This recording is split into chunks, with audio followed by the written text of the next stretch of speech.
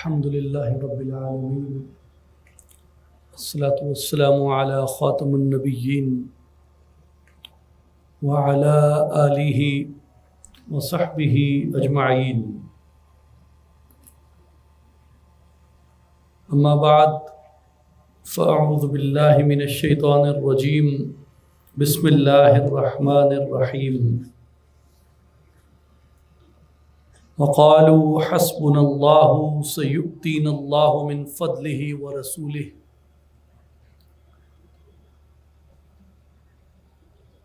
قال اللہ تبارک وتعالی قال الذی عنده علم من الكتاب انا آتیک به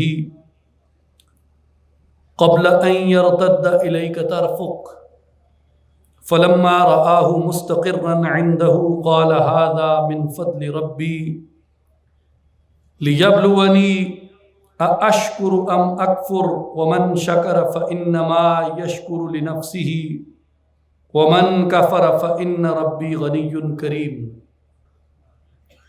قال رسول اللہ صلی اللہ علیہ وآلہ وسلم وإنما أنا قاسم والله يعطي، رواه البخاری في الصحیح۔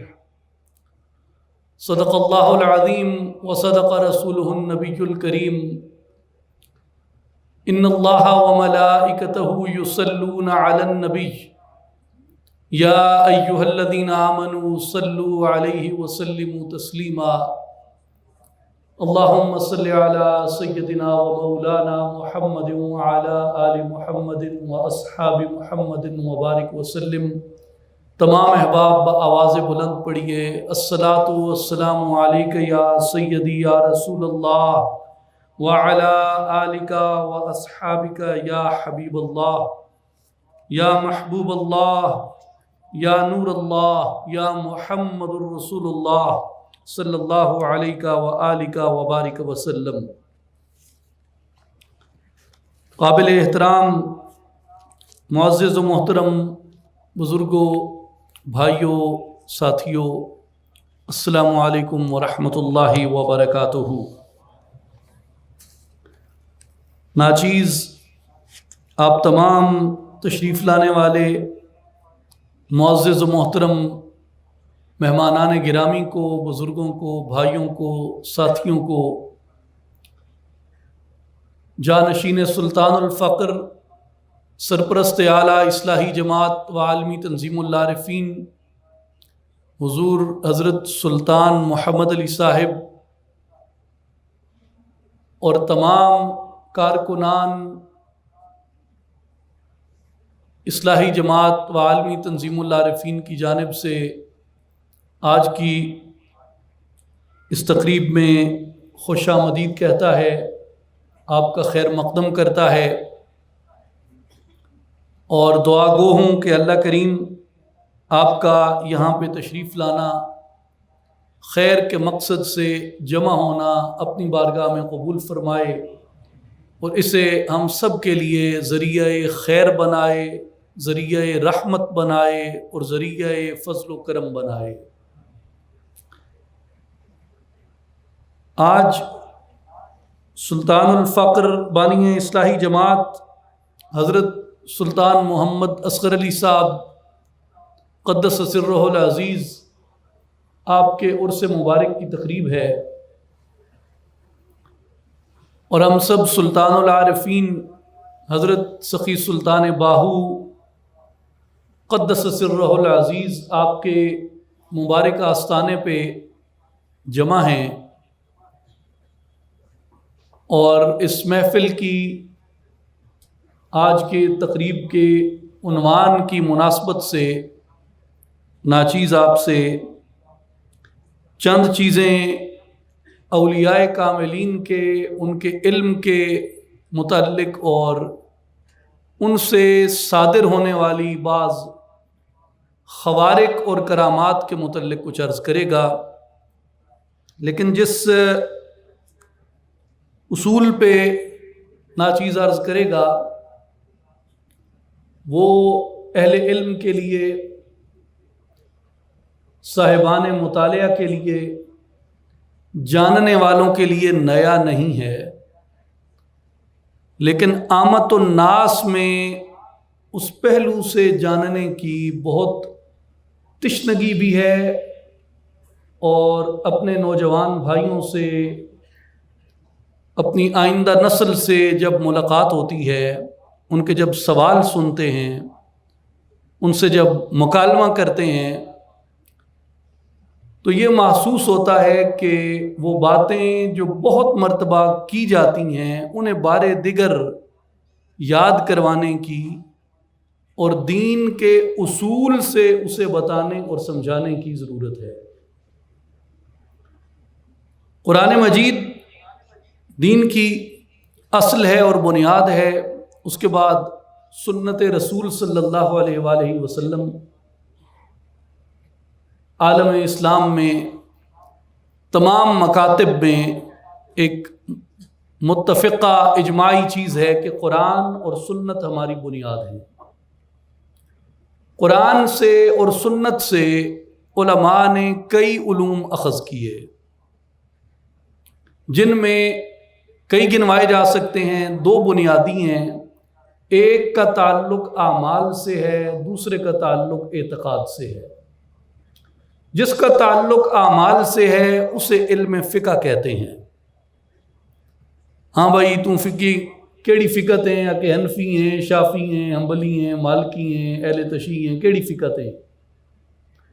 یہ علم فقہ ہمارے اعمال سے اور معاملات سے ڈیل کرتا ہے۔ دوسرا علم جو علماء نے اخذ کیا کتاب سے اور سنت سے، وہ علم ہے اعتقاد کا، جسے علم العقیدہ کہتے ہیں۔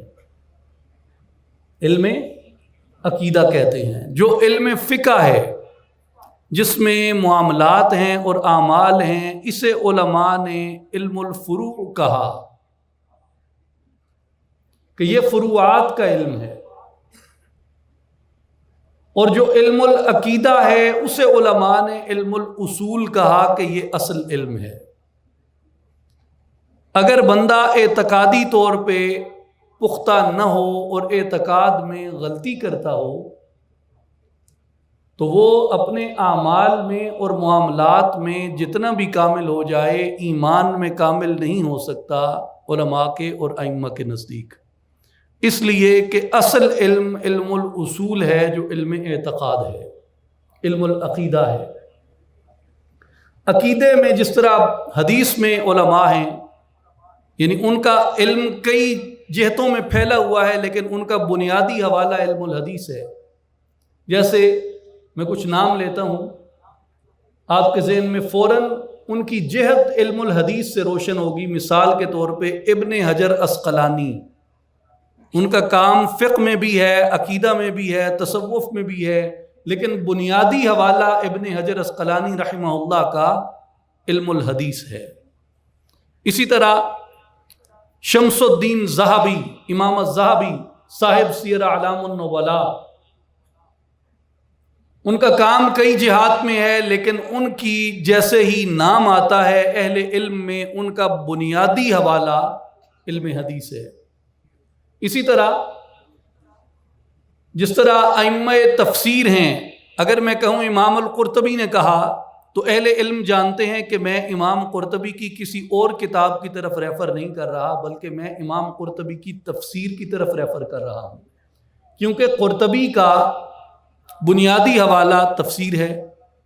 اگر میں کہتا ہوں ابو البرکات النصفی نے کہا، تو اہل علم جانتے ہیں کہ میں اس مسئلے کو تفسیر کی طرف ریفر کر رہا ہوں، کیونکہ ابو البرکات نصفی کا بنیادی حوالہ علم التفسیر ہے۔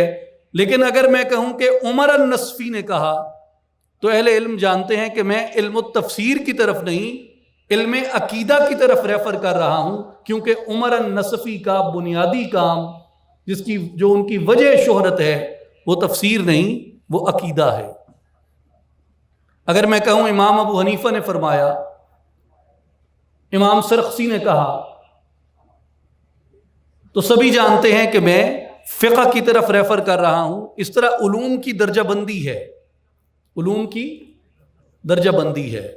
علم العقیدہ ہے، علم الحدیث ہے، علم التفسیر ہے، علم الفقہ ہے، اور اس کے علاوہ پھر علوم کی دیگر شاخیں ہیں۔ ہر شاخ کے اندر پھر مختلف اس کے یعنی تخصص ہے ہر ایک کے اندر، اسپیشلائزیشنز ہیں. تو جو علم العقیدہ ہے یہ بنیادی علم ہے، اور علم العقیدہ پہ جو لوگ دسترس رکھتے ہیں ان کے بارے میں ایک بات جان دینی چاہیے کہ جو علم العقیدہ بیان کرتا ہے اس کے لیے لازمی ہے کہ اس کی مہارت فقہی میں، حدیث میں اس کے استنباط کی مہارت، قرآن مجید میں تفسیر میں اس کے استنباط کی مہارت میں، اور عقیدہ میں اس کے استنباط کی مہارت میں کسی طرح کا کوئی شک، شبہ، کمی اور نقص نہ ہو. اس لیے کہ اگر کوئی شخص تعویل میں نقص کرتا ہے، ایک سے زیادہ آراء رکھتا ہے، ایک جگہ پہ کچھ کہتا ہے، اگلے مقام پہ جا کے کچھ کہتا ہے، وہ روایات کا تضاد ہو سکتا ہے. حدیث کی تفسیر میں لوگ اس طریقے سے کرتے ہیں جیسے امام سیوطی رحمۃ اللہ تعالی علیہ کرتے ہیں.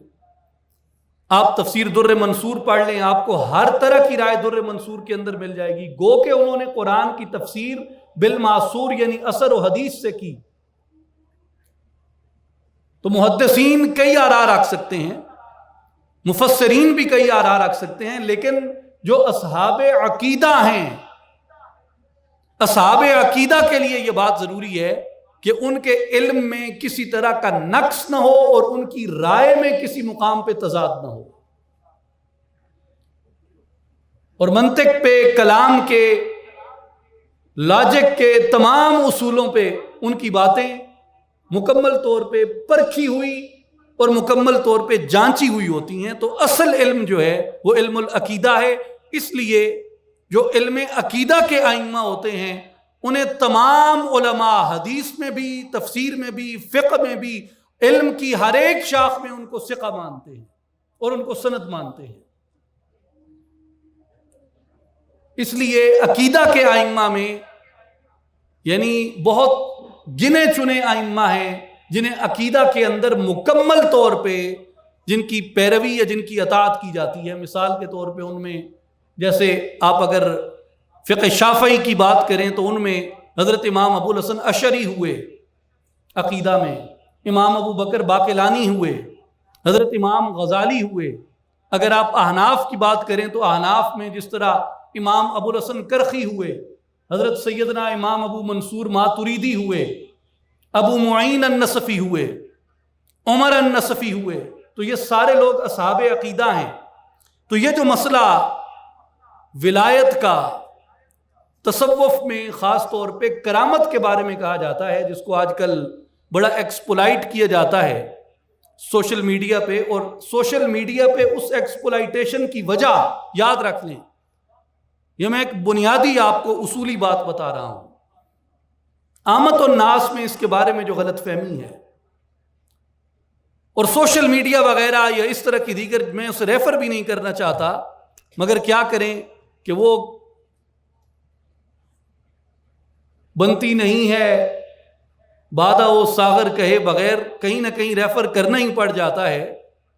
تو یہ جتنی بحث ہے اور خلط مبحث ہے اور ایکسپلائٹیشن ہے، یہ علم کی کثرت کی وجہ سے نہیں ہے، یہ نئی تحقیقات کی وجہ سے نہیں ہے، بلکہ یہ بسبب جہالت ہے، اصول سے ناواقفیت کی وجہ سے ہے، علم سے دوری کی وجہ سے ہے، تعصب کی وجہ سے ہے، تشدد کی وجہ سے ہے، ذہنوں کے اندر بھری ہوئی حمیت جاہلیہ کی وجہ سے ہے، اور اس کی کوئی حقیقت نہیں ہے جو ایکسپلائٹیشن ہے اولیاء کاملین کی برحق کرامات کے اوپر. خطبے میں ناچیز نے بنیادی ایک آیت پڑھی اس پہ، وَقَالُوا حَسْبُنَا اللَّهُ سَيُؤْتِينَ اللَّهُ مِنْ فَضْلِهِ وَرَسُولِهِ، اور وہ کہتے کہ ہمیں اللہ ہی کافی ہے اور ان قریب ہمیں اللہ اپنے فضل سے اور اس کا رسول ہمیں عطا فرمائے گا. بنیادی بات یہ ہے کہ یہ اللہ کا فضل ہے اور اس کے رسول صلی اللہ علیہ وآلہ وسلم کی عطا ہے. اللہ جسے چاہے اپنے فضل سے سرشار کر دے، اس کے فضل سے انکار نہیں کیا جا سکتا. دوسری اس میں بات یہ ہے کہ یہ جو علم ہے یہ رسول اللہ صلی اللہ علیہ وآلہ وسلم کے صدقے، حضور کی وساطت سے، حضور کے وسیلے سے عطا ہوتا ہے۔ جیسے صحیح بخاری کی ناچیز نے حدیث پاک سے ایک حصہ تلاوت کیا جس میں رسول اللہ صلی اللہ علیہ وآلہ وسلم نے فرمایا وَإِنَّمَا أَنَا قَاسِمٌ وَاللَّهُ يُعْطِي، اللہ عطا کرتا ہے میں تقسیم کرتا ہوں۔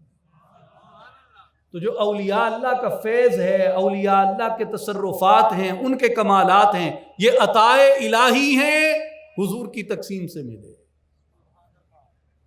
دوسری آیت جو ناچیز نے خطبہ میں پڑھی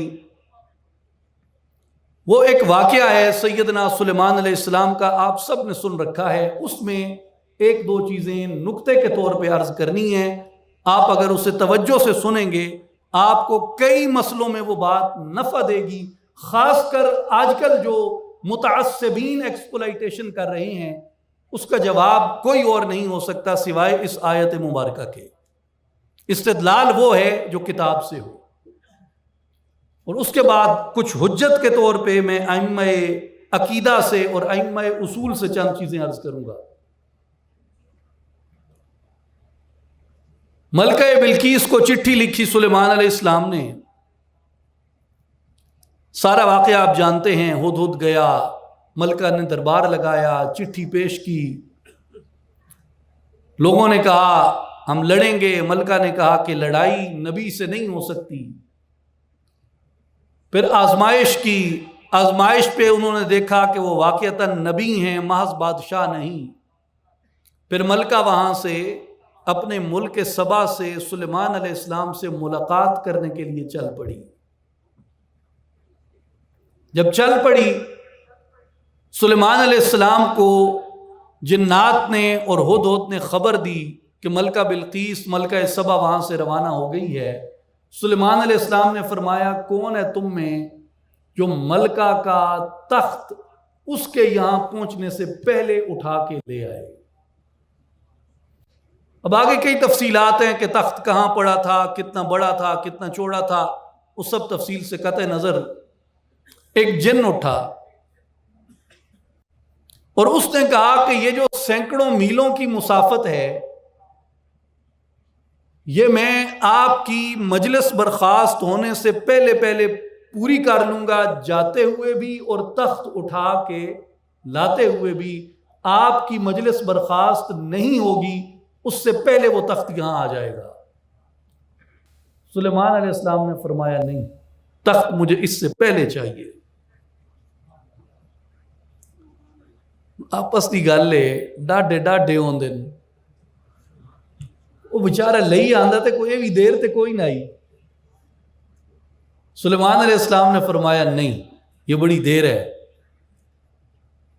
اتنی دیر میں بیٹھ کے انتظار کروں گا یہاں کہ تو جا رہا ہے اور پھر تخت اٹھا رہا ہے اور پھر آ رہا ہے، اور کون انتظار کرے، پہلے چاہیے اس سے۔ قرآن بیان فرماتا ہے قال الذی عندہ علم من الکتاب، حضرت سلیمان علیہ السلام کا ایک صحابی اٹھا جس کا نام آصف بن برخیہ تھا، اسے کتاب کا علم حاصل تھا۔ کس کا؟ کتاب کا۔ اب ایک بات یہاں تھوڑی تعویل کی سن لیں۔ تعویل کی بات یہاں یہ ہے کہ سلیمان علیہ السلام کے پاس کون سی کتاب تھی جو ان کے والد حضرت سیدنا داؤد علیہ السلام پہ نازل ہوئی؟ زبور۔ زبور کا علم سلیمان علیہ السلام کی ساری امت کو تھا کہ نہ تھا؟ ظاہر ہے نبی تعلیم دیتا ہے تو کس چیز کی دیتا ہے؟ کتاب کی تعلیم دیتا ہے۔ کتاب کا علم تو پوری امت داؤدی میں تھا، کتاب کا علم ساری امت داؤدی میں تھا، مگر ایک شخص کے لیے قرآن بیان کر رہا ہے قال الذی عندہ علم من الکتاب، ایک شخص اٹھا جس کے پاس کتاب کا علم تھا۔ اس پہ علماء تعویل نے یہ کہا کہ یہاں کتاب کے علم سے مراد یہ ہے کہ وہ کتاب کے ظاہر پر بھی دسترس رکھتا تھا اور کتاب کے باطن سے بھی جو علوم اور انوار پھوٹتے تھے اللہ تعالیٰ نے ان علوم اور انوار سے بھی اس کے سینوں کو مزین فرما دیا تھا۔ اس نے کیا کہا؟ اس نے کہا انا آتی کبھی قبل ان یرتد الیک طرفک، سلیمان علیہ السلام میں وہ تخت لے کے آتا ہوں آپ کی پلک جھپکنے سے پہلے۔ فرمایا لاؤ۔ سلیمان علیہ السلام نے، اب اندازہ لگائیں آپ، ایک تجربے کے طور پہ اپنی آنکھیں ساکن کریں، جھپکنی نہیں ہے، کھلی رکھیں، جھپکنی نہیں ہے آپ نے، اب جھپکیں۔ کتنی دیر لگی ہے؟ وہ دیر لگی ہے؟ اب اتنی مسافت، اتنا بھاری تخت، پلک جھپکی اور تخت سلیمان علیہ السلام کے دربار میں پہنچا دیا۔ یہ قرآن ہے، سورہ نمل۔ فلما رآہ مستقرا عندہ، سلیمان علیہ السلام نے پلک جھپکی تو دیکھا تخت ان کے پاس پڑا تھا، تخت ان کے پاس پڑا تھا۔ سلیمان علیہ السلام نے فرمایا نہیں، یہ میرے رب کے فضل میں سے ہے۔ یہ کیوں کہا سلیمان علیہ السلام نے یہ جملہ؟ اس پہ ذرا غور کریں۔ پہلی بات یہ ہے کہ سلیمان علیہ السلام سے یہ معجزہ رونما نہیں ہوا، یہ معجزہ کرامت ہے جو سلیمان علیہ السلام کا معجزہ نہیں، یہ کرامت ہے سلیمان علیہ السلام کے صحابی کی، آصف ابن برقیہ کی۔ رب کے فضل کی طرف ریفر اس لیے کیا کہ مولا میں تیرا بندہ، میں تیرا بندہ، میں تیرا عبد، مجھے تو نے چنا نبوت کے لیے، مجھے تو نے بادشاہی عطا کی، مجھے تو نے قوت عطا کی، میں ایک عبد ہوں، میں بندہ ہوں، تو نے چنا تو یہ سارے کمالات دیے، اور میری اتباع میں، میری اطاعت میں اتنی برکت رکھ دی ہے کہ جو میری اطاعت اختیار کرتا ہے ان کے اندر بھی ایسے تصرفات پیدا تو کر دیتا ہے۔ میرے مولا یہ مجھ پہ تیرا فضل ہے کہ میری اطاعت کی برکت سے اس شخص سے یہ کارنامہ سر انجام ہو گیا، اس لیے اسے فضل کہا اللہ کا۔ اس لیے بنیادی بات اس سے یہ معلوم ہوئی کہ جو بھی ولی ہے، اب یہ آصف بن برقیہ ولی تھا جو لایا، یہ ولی تھا، حضرت سلیمان علیہ السلام کا صحابی تھا۔ اب بنیادی بات اس سے یہ معلوم ہوئی کہ ولی وہ ہوتا ہے، ولی وہ ہوتا ہے جو اطاعت پیغمبر میں کامل ہو۔ ولایت اسے ملتی ہے جو اپنے نبی کا مطیع ہو۔ جیسے معتزلہ نے اعتراض کیا، معتزلہ نے کہا کہ اگر کرامت کو مانو گے تو اس سے نبوت کی برابری ہو جائے گی۔ کیوں؟ کہ نبی کو معجزہ ملا، ولی کو کرامت ملی، تو کرامت اور معجزے میں فرق ختم ہو جاتا ہے، لہٰذا ضروری ہے کہ ولی کی کرامت کا انکار کیا جائے۔ علماء اہل السنہ نے اس کو یہ جواب دیا، علماء حق نے اس کو یہ جواب دیا معتزلی علماء کو۔ انہوں نے کہا کہ معتزلہ جاہل ہیں، اس لیے کہ نبی مطاع ہے، اس کو معجزہ ملا۔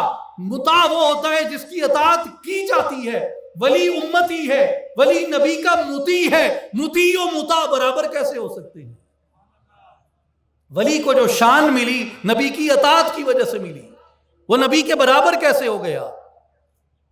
اس لیے معجزہ الگ چیز ہے، کرامت الگ چیز ہے، اور کرامت ہے ہی وہ جو اتباع نبی کی برکت سے نصیب ہوتی ہے۔ اس لیے سلیمان علیہ السلام نے کہا ھذا من فضل ربی، یہ میرے رب کا فضل ہے کہ میں بندہ تھا، میری عبدیت میں اس نے اتنا کرم کیا کہ میری اطاعت میں اس نے برکت رکھ دی کہ میری اطاعت کرنے والے ان رتبوں کو پا لیتے ہیں۔ پہلی بات ھذا من فضل ربی، یہ میرے رب کا فضل ہے۔ اب اس میں اطاعت پیغمبر کی برکت سے ولی سے کرامت سرزد ہوئی۔ اس سے یہ معلوم ہوا کہ پہلی بات یہ طے ہو گئی کہ مطیع رسول ہونا، رسول کی اتباع کرنا لازم اور واجب ہے، اس کے بغیر کوئی رتبہ اور مقام حاصل نہیں ہو سکتا۔ اور دوسری بات اس سے یہ پتہ چلی کہ جو ولی سے کرامت ظاہر ہوتی ہے وہ ولی کی اپنی کرامت بھی ہوتی ہے، نبی کا معجزہ بھی ہوتا ہے۔ جس طرح آقا پاک علیہ الصلوۃ والسلام کے جو معجزات ہیں ان کی کتنی قسمیں ہیں؟ آقا پاک علیہ السلام کے معجزات کی 4 قسمیں ہیں بنیادی اقسام، اس کی اور مزید کیٹیگرائزیشن کی جا سکتی ہے، درجہ بندی ہو سکتی ہے۔ بنیادی اقسام حضور کے معجزے کی کتنی ہیں؟ 4۔ پہلی قسم کے معجزات وہ ہیں،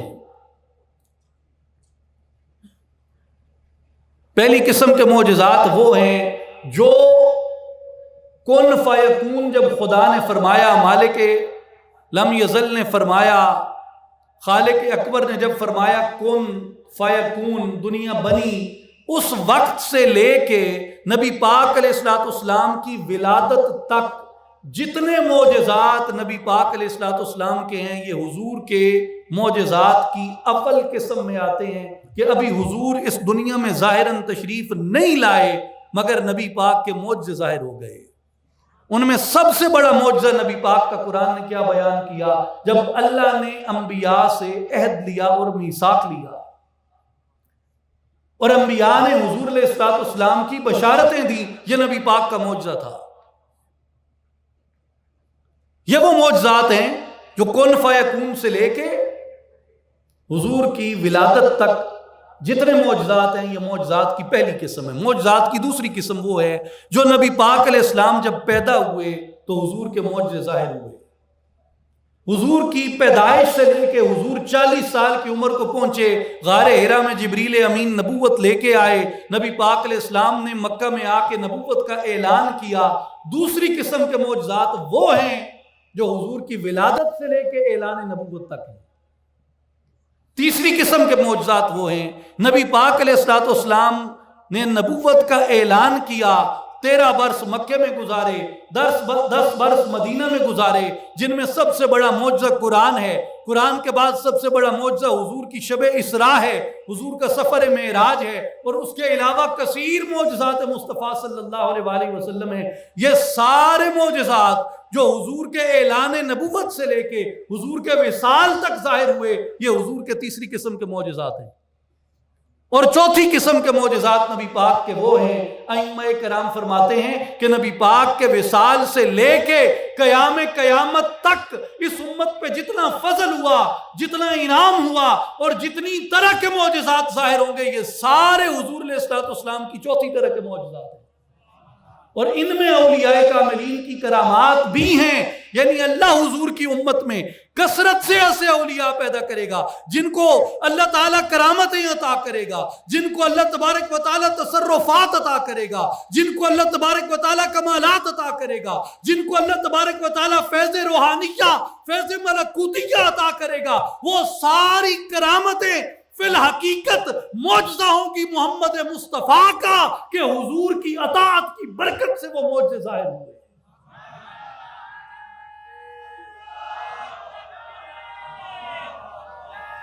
اس لیے جو کرامات اولیاء ہیں، اس لیے جو کرامات اولیاء ہیں، وہ کرامات اولیاء بعد میں ہیں، حضور کے معجزہ پہلے ہیں۔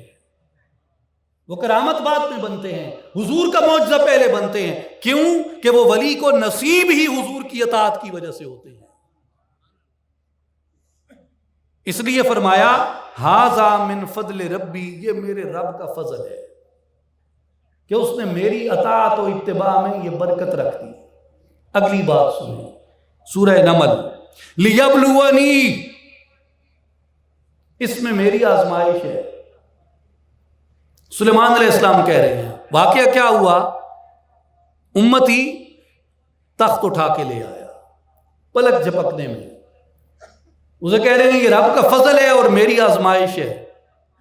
سلیمان علیہ السلام آپ کی آزمائش ہے، وہ کیسے؟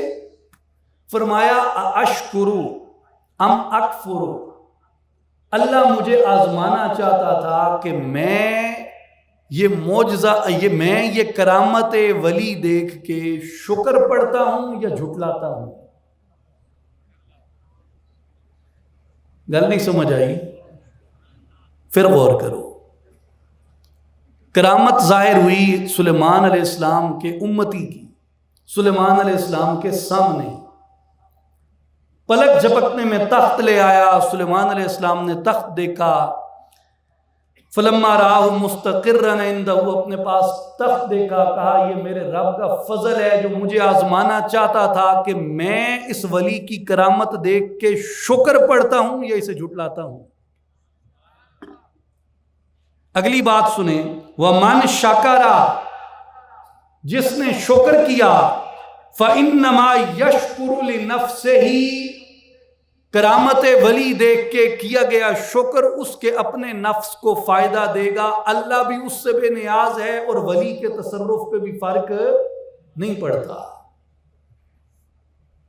وَمَنْ كَفَرَ، اور جس نے کرامت ولی کو جھٹلایا، وَمَنْ كَفَرَ، جس نے اس کرامت کو جھٹلایا جو میرے صحابی سے سرزد ہوئی، میری اطاعت، میری اتباع کرنے والے سے اور کتاب زبور کا علم رکھنے والے سے جو کرامت سرزد ہوئی، جس نے اس کا انکار کیا، ومن کافرہ، جس نے جھٹلایا، جس نے انکار کیا، جس نے اس سے کفر کیا، فَإِنَّ رَبِّي غَنِيٌّ كَرِيمٌ، میرا رب غنی و کریم ہے، اس کی قدرت پہ کوئی فرق نہیں پڑتا، اور جسے اس نے اپنی قدرت سے یہ کرامت عطا کی ہے اس کے تصرف و ولایت پہ بھی کوئی فرق نہیں پڑتا۔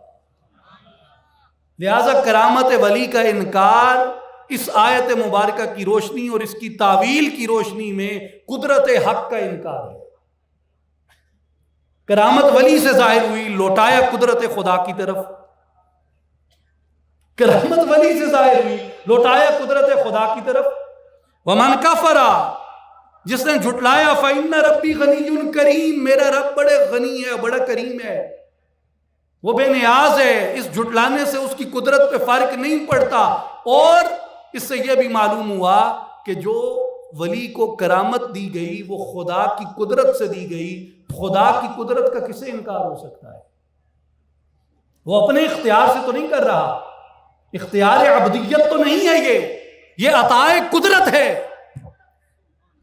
یاد رکھیں ولایت کے بارے میں کوئی ولی یہ دعویٰ نہیں کرتا کہ میں نے حاصل کی، ہر ولی یہ دعویٰ کرتا ہے میں نے حکم مانا تھا، اس نے عطا کر دیا۔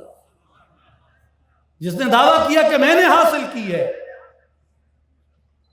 میری ہمت ہے، میری قدرت ہے، میرا اختیار ہے کہ یہ میں نے حاصل کر لی، وہ دعویٰ جھوٹ کرتا ہے۔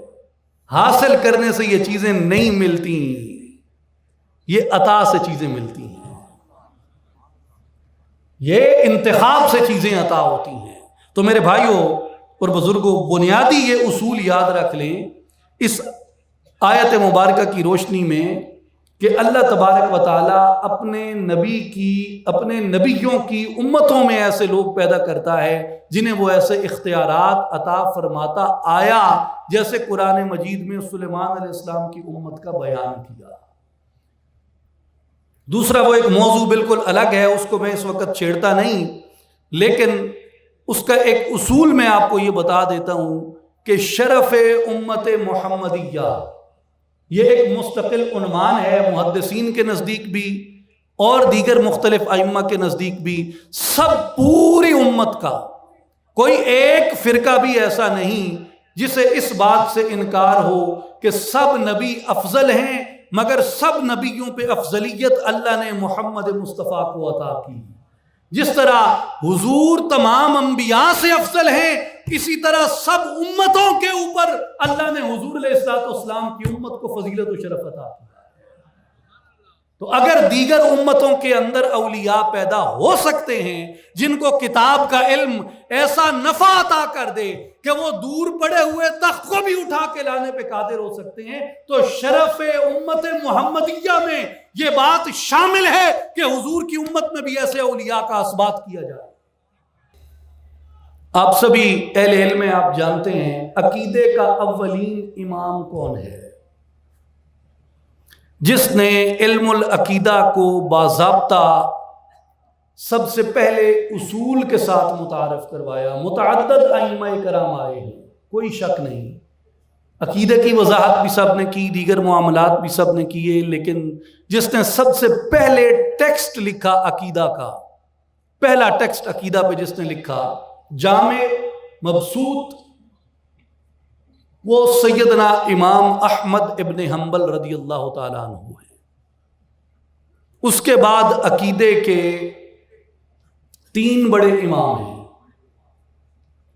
جو ہم زمانہ ہیں سارے، سب کا وصال کسی کا 332 ہجری میں، کسی کا 333 ہجری میں، کسی کا 334 ہجری میں برابر آئے ہیں۔ 3 امام ہیں، 2 حنفی ہیں، ایک کا نام امام ابو جعفر الطحاوی ہے، دوسرے کا نام امام ابو منصور ماتریدی ہے۔ دوسرے امام جو شافعی ہیں، جنہیں فقہ شافعی نے، فقہ مالکی نے متفقہ طور پہ اپنا امام عقیدہ قبول کیا، وہ سیدنا امام ابو الحسن اشعری رحمۃ اللہ علیہ ہیں جو بغداد میں تھے۔ امام طحاوی مصر میں تھے، امام اشعری بغداد میں تھے، اور ابو منصور ماتریدی سمرقند میں تھے۔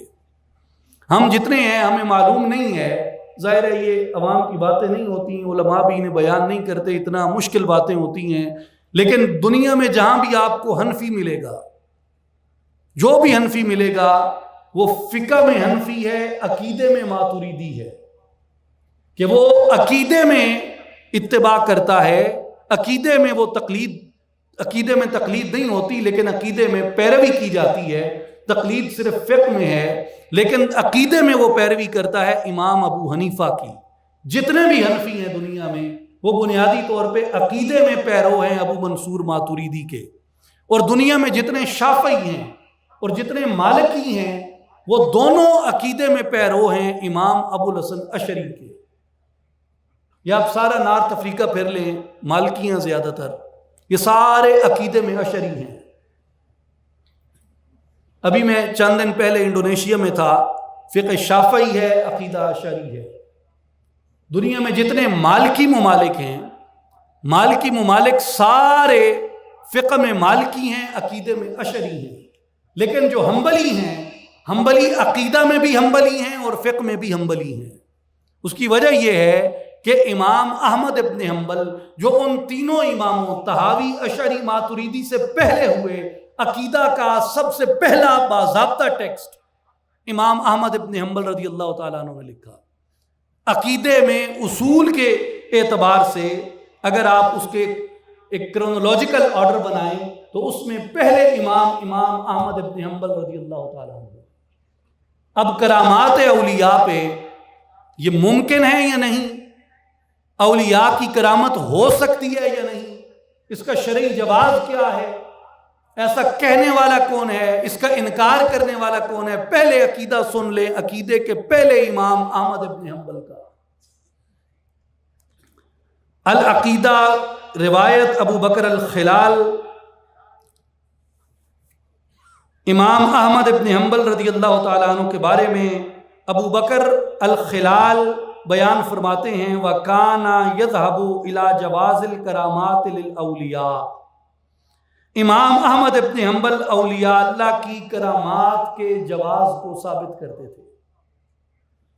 وَيُنْكِرُ عَلَى مَنْ رَدَّ الْكَرَامَاتِ وَيُدَلِّلُهُ، اور امام احمد ابن حنبل رضی اللہ تعالیٰ عنہ اس پر رد کرتے تھے جو اولیاء اللہ کی کرامات کا رد کرتا تھا،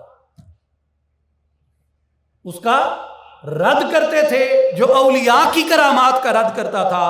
وَيُدَلِّلُهُ، اور جو اولیاء کی کرامات کا انکار کرتا، امام احمد ابن حنبل عقیدے کے امام اول، وہ فرماتے ہیں کہ ایسا شخص گمراہ ہے، اس کا اعتقاد ہی درست نہیں جو اولیاء کی کرامت کا انکار کرے۔ اس لیے میرے بھائیوں اور بزرگوں، یہ ائمہ اصول کا، ائمہ عقیدہ کا عقیدہ اور میں برہان بیان کر رہا ہوں۔ اس کے بعد آئیے امام السفارینی کی کتاب لوامع الانوار البہیہ والسواطع الاسرار الاثریہ لشرح الدرۃ المضیہ فی عقد الفرقۃ المردیہ، اس میں قال ابن حمدانی فی نہایت المبتدئین وکرامۃ الاولیاء حق، ابن حمدان نے نہایت المبتدئین میں کہا کہ اولیاء اللہ کی کرامات برحق ہیں، وَأَنْكَرَ الْإِمَامُ أَحْمَدُ رضی اللہ تعالی عنہ عَلَى مَنْ أَنْكَرَهَا وَدَلَّ لَهُ، اور انہوں نے کہا امام احمد ابن حنبل کا بھی عقیدہ یہی ہے، یہ حنبلی امام بیان کر رہے ہیں، امام احمد ابن حنبل کا بھی عقیدہ یہی ہے، اس کا انکار کیا جس نے کرامت کا انکار کیا، اور جس نے کرامت کا انکار کیا فرمایا وہ بلا شک و شبہ ایسا شخص گمراہ ہے جو اولیاء اللہ کی کرامت کا انکار کرتا ہے، اس لیے کہ کرامت ثابت ہے اللہ تبارک و تعالیٰ کی کتاب سے کہ اللہ تعالیٰ اولیاء کو ایسی کرامات اور ایسے معجزات عطا فرماتا ہے۔ فقہ حنبلی کے ایک اور عظیم امام، یہ نام آپ کو بھی یاد رہے گا اور یہ نام سننے والوں کو بھی یاد رہے گا،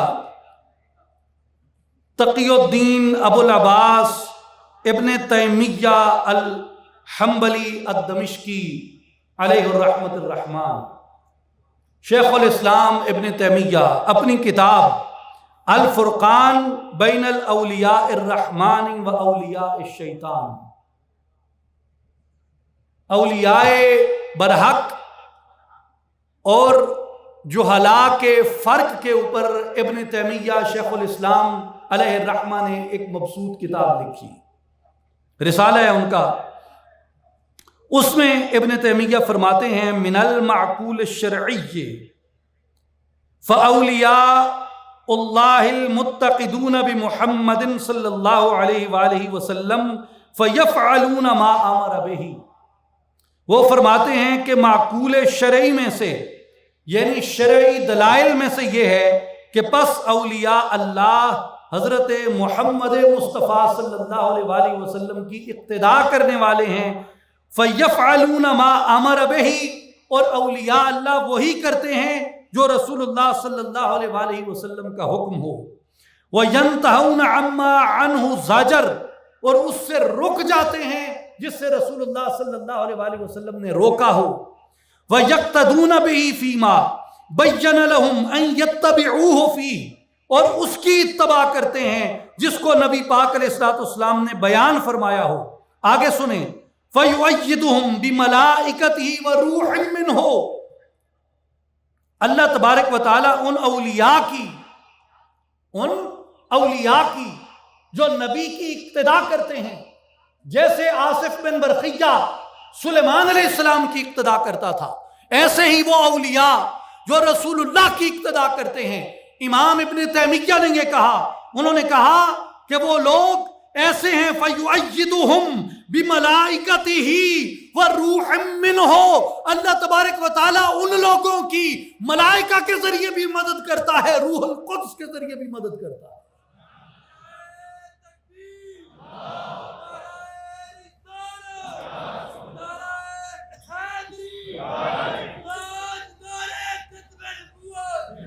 وَيَقْذِفُ اللَّهُ فِي قُلُوبِهِم مِّنْ أَنْوَارِهِ، اور یہ وہ اولیاء ہیں ان کے دلوں کے اندر اللہ اپنے انوار کو نازل فرماتا ہے۔ وَلَهُمُ الْكَرَامَاتُ الَّتِي يُكْرِمُ اللَّهُ بِهَا أَوْلِيَاءَهُ الْمُتَّقِينَ وَخِيَارَ أَوْلِيَاءِ اللَّهِ، اور ان کے لیے وہ کرامات ہیں جن کے ساتھ اللہ تبارک و تعالی اپنے متقین اولیاء اللہ کو ممتاز فرما دیتا ہے، خاص کر دیتا ہے، اس سے ان کی تکریم کو بلند کرتا ہے۔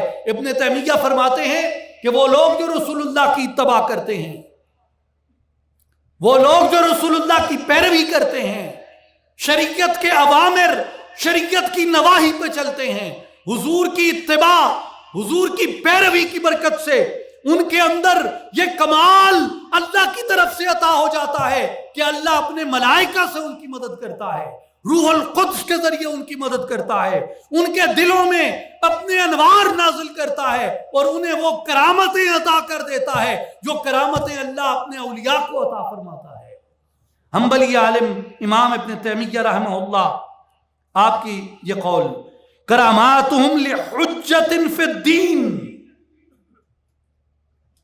اب لوگ کہتے ہیں کہ کرامت کا انکار، کرامت جہالت ہے، کرامت کس سے کہانیاں ہیں، کرامت اس کا کیا فائدہ ہے؟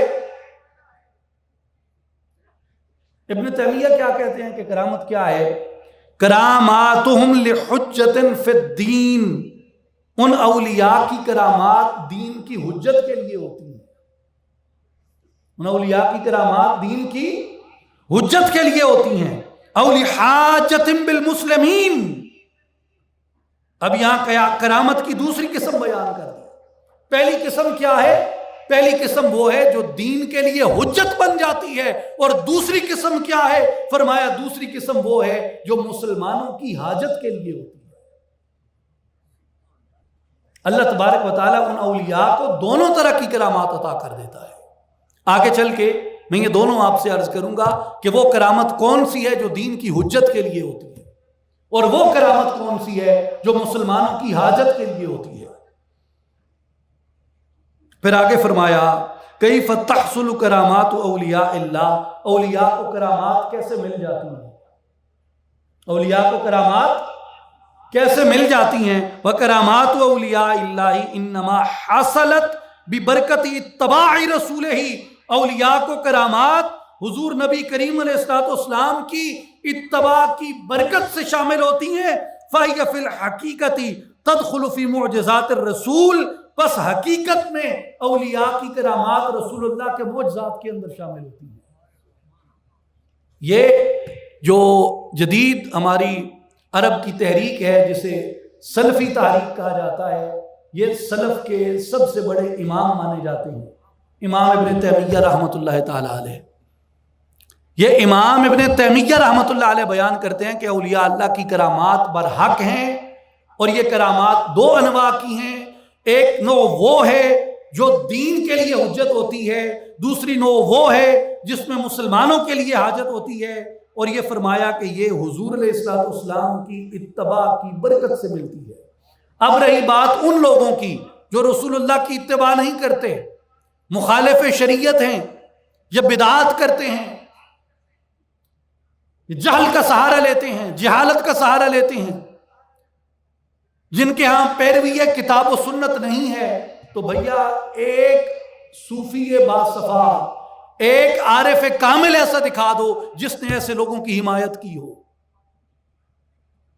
کوئی صوفی، کوئی عارف، کوئی ولی کامل ایسے لوگوں کی پیروی نہیں کرتا، ایسے لوگوں کی تائید نہیں کرتا، ایسے لوگوں کی تصدیق نہیں کرتا، ایسے لوگوں کی سند نہیں دیتا جو لوگ پیروی کتاب و سنت نہیں کرتے، جہالت کا سہارا لیتے ہیں، جاہلانہ رسومات اختیار کر لیتے ہیں. اب بنام تصوف کوئی کچھ کرتا رہے، اس کا دین سے کیا تعلق ہو سکتا ہے، اس کا تصوف سے کیا تعلق ہو سکتا ہے. اس لیے اولیاء محض ان لوگوں کی حمایت کرتے ہیں جیسے حضرت سلطان العارفین سلطان باہو رحمۃ اللہ تعالی علیہ کا طریق مبارک ہے، حضرت سیدنا شیخ احمد سرہندی رحمۃ اللہ تعالی علیہ کا طریق مبارک ہے، حضرت سیدنا شیخ شہاب الدین سہروردی کا طریق مبارک ہے، حضرت سیدنا شیخ عبد القادر گیلانی رحمۃ اللہ تعالی علیہ کا طریق مبارک ہے، شیخ امام ابو الحسن شاذلی رحمۃ اللہ علیہ کا طریق مبارک ہے. یہ وہ لوگ ہیں کہ یہ سارے علماء اور ائمہ جن کا میں ذکر کر رہا ہوں، یہ سارے ائمہ علماء کسی نہ کسی سلسلے کی پیروی کرتے تھے.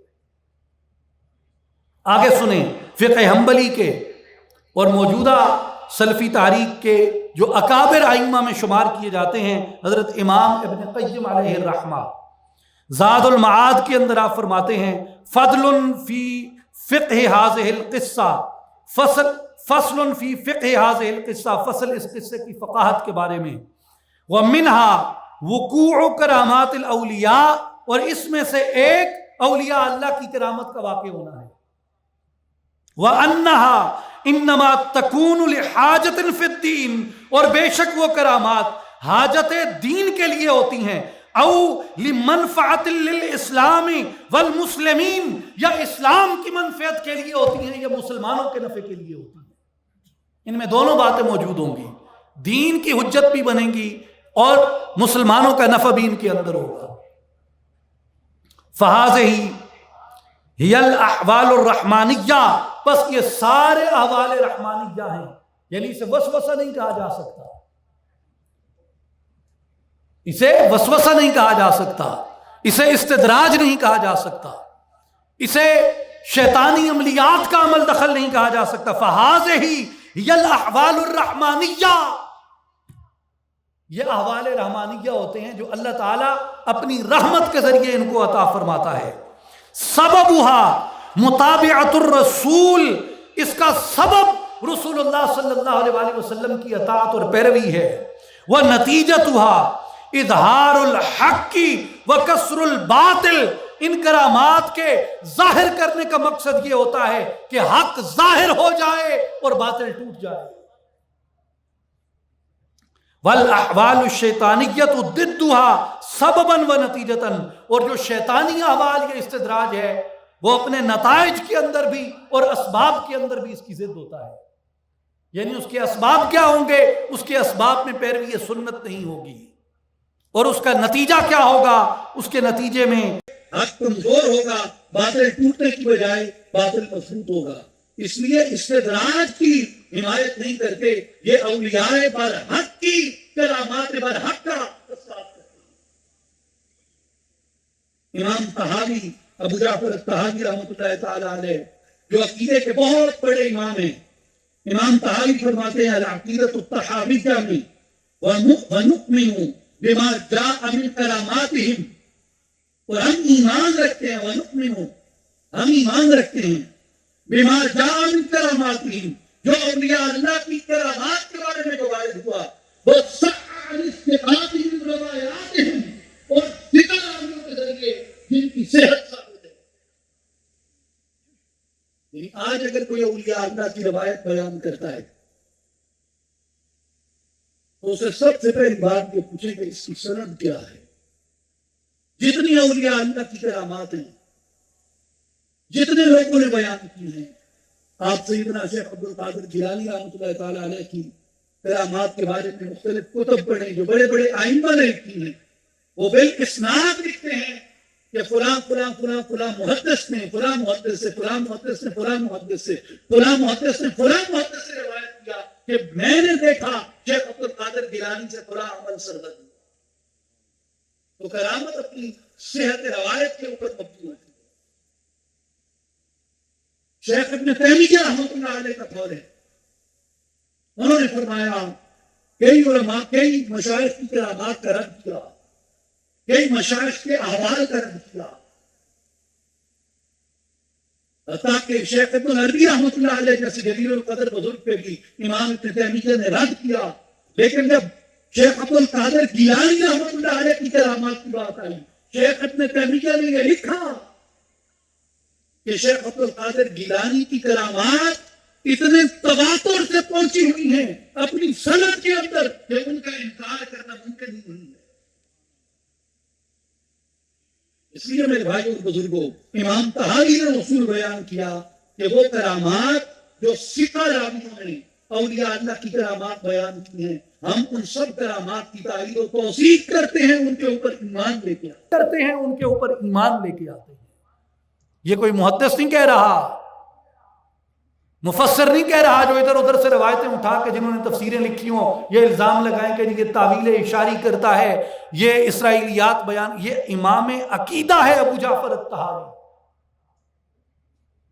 وہ فرماتے ہیں نؤمن بما جاء من کراماتہم وصح عن استقامت من روایاتہم، جو اولیاء کی کرامات ہیں ان پہ ہم ایمان لاتے ہیں، اور جو ثقہ راویوں نے روایت کی ان سب کی ہم تصدیق کرتے ہیں. اور امام عقیدہ جو ہمارے علماء ہند میں، احناف میں، حنفیوں میں جن کا بڑا درجہ ہے، جن کی کتاب پڑھ لینا بڑے بڑے اساتذہ فخر سے بیان کرتے ہیں کہ میں نے نبراس پڑھی ہے، امام عبدالعزیز برہاروی رحمۃ اللہ تعالی علیہ، آپ النبراس جو آپ کی عقیدہ کی بہت ہی معروف کتاب ہے، اس میں آپ فرماتے ہیں قد اجمع المحققون من اہل سنتی علی حقیقت الکرامات، اہل سنت کے جتنے عظیم محققین گزرے ہیں ان سب کا اجماع ہے اس بات کے اوپر کہ اولیاء اللہ کی کرامات برحق ہیں. کتاب المواقف میں قاضی ابو الفضل عبد الدین عبد الرحمن الایجی رحمۃ اللہ تعالی علیہ بیان فرماتے ہیں انما ہی کرامات و ظہورها علی الاولیاء جائز، یہ کرامات ہیں اور ان کا اولیاء اللہ کے اوپر ظاہر ہونا اولیاء علماء نے اس کے جواز میں کلام کیا اور یہ جائز ہے۔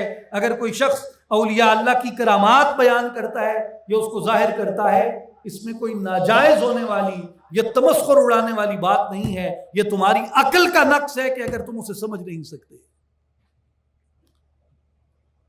کتاب الاصول الدین، جمال الدین ابن سعید الغزنوی الحنفی رحمۃ اللہ تعالی علیہ، المتوفی 593 ہجری، جو متوسطین کے عظیم ائمہ میں اصول میں شمار کیے جاتے ہیں، آپ فرماتے ہیں ظہور کرامات الاولیاء علی طریق نقد العادت وخرقها جائز لانه فی قدرت اللہ تعالی ممکن وليس فی وجہ من وجوہ الاستحالہ۔ فرماتے ہیں کہ اولیاء کی کرامات کا ماننا اور ان کا ظاہر ہونا بالکل جائز ہے اور کوئی وجہ نہیں ہے کہ ان کے محال ہونے پہ بات کی جائے۔ کیوں کہ لِأَنَّهُ فِي قدرت اللہ تعالی ممکن، کیونکہ اللہ کی قدرت میں ایسا ہونا ممکن ہے، اللہ کی قدرت میں ایسا ہونا ممکن ہے۔ جب خدا کی قدرت میں ایسا ہونا ممکن ہے، انکار کا جواز کہاں سے لاتے ہیں؟ ان اللہ تعالی اکرم ولیا بکل آیت یخصہ بذالک ثبت بالکتاب والسنہ، بے شک اللہ تعالیٰ نے اپنے ولی کو ہر نشانی کے ساتھ مکرم کیا جو اس ذات کے ساتھ خاص ہے، اور یہ بات کتاب و سنت سے ثابت ہے کہ اللہ تبارک و تعالیٰ نے اولیاء کی جو کرامات اپنی کتاب میں بیان فرمائیں، وہ میں آگے چل کے اس پہ مزید آپ سے چند واقعات قرآن مجید میں جو اولیاء کی کرامات بیان ہوئی، نبیوں کے معجزے الگ ہیں جو قرآن میں بیان ہوئے، اولیاء کی کرامات الگ بیان ہوئی قرآن میں۔ تو یہ تمام ائمہ اصول بیان کرتے ہیں، ائمہ عقیدہ بیان کرتے ہیں کہ کوئی وجہ نہیں ہے اولیاء اللہ کی کرامت کا انکار کیا جائے۔ کتاب الاعتقاد، امام ابو بکر البیہقی رحمۃ اللہ تعالی علیہ، آپ فرماتے ہیں وقد ظہر علی اصحابہ فی زمانہ و بعد وفاتہ، حضور نبی کریم علیہ الصلوۃ والسلام کے صحابہ سے کرامات کا ظہور ہوا، نبی پاک کے صحابہ سے کرامات کا ظہور ہوا۔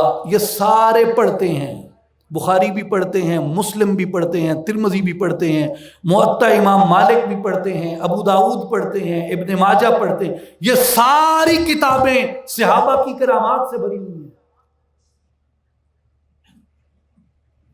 لیکن تعصب ہے، فرقہ واریت ہے، ماننا نہیں اس کو۔ یعنی جب کتاب اللہ میں آ گئی، اللہ کی کتاب میں آ گئی، قرآن میں آ گئی، مگر پھر بھی انکار ہے، یہ نہیں ہو سکتا۔ احادیث صحیحہ میں آئیں، بخاری میں، مسلم میں، ترمذی میں، موطا میں، بھائی اور کیا مانتے ہو؟ کتاب الاعتقاد میں ابو بکر بیہقی کہتے ہیں حضور کے صحابہ سے ظاہر ہوئی، حضور کے زمانے میں بھی ظاہر ہوئی صحابہ سے، حضور کے وصال کے بعد بھی حضور کے صحابہ سے کرامات ظاہر ہوئی۔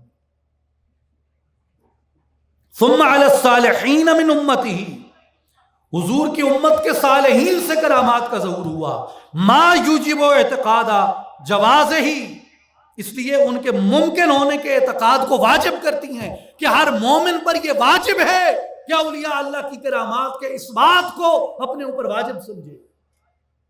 جو اس کا انکار کرتا ہے وہ شرف امت محمدیہ کا انکار کرتا ہے، جو اس کا انکار کرتا ہے وہ خدا کی قدرت کا، خدا کے انتخاب اور عطا کا انکار کرتا ہے، جو کرامت ولی کا انکار کرتا ہے وہ خدا کے فضل و کرم کا انکار کرتا ہے، اس لیے کہ یہ خدا کے فضل و کرم سے ہے، اس میں انکار کرنے والی کون سی بات ہے۔ اب آئیے جس مقام پہ ہم بیٹھے ہیں، یہاں اس خطے کے اندر جنہوں نے تربیت عقیدہ کی اعتقاد سنوارا، خدا کے بارے میں، اس کی ذات کے بارے میں، اس کی صفات کے بارے میں، اس کی قدرت کے بارے میں، اس کے کلام کے بارے میں، اس کی سمیع و بصیر ہونے کے بارے میں، اس کے استواء علی العرش کے بارے میں، اس کے تجلی فرمانے کے بارے میں، اس کے علم کے بارے میں، اس کے عدل کے بارے میں، جن کتب نے ہماری تربیت کی، ہم ان کتب کا نام جانتے ہوں یا نہ جانتے ہوں، مگر ہمارے علماء کے ذریعے جو ہمارا اعتقاد ڈیولپ ہوا رسول اللہ کی نبوت کے بارے میں،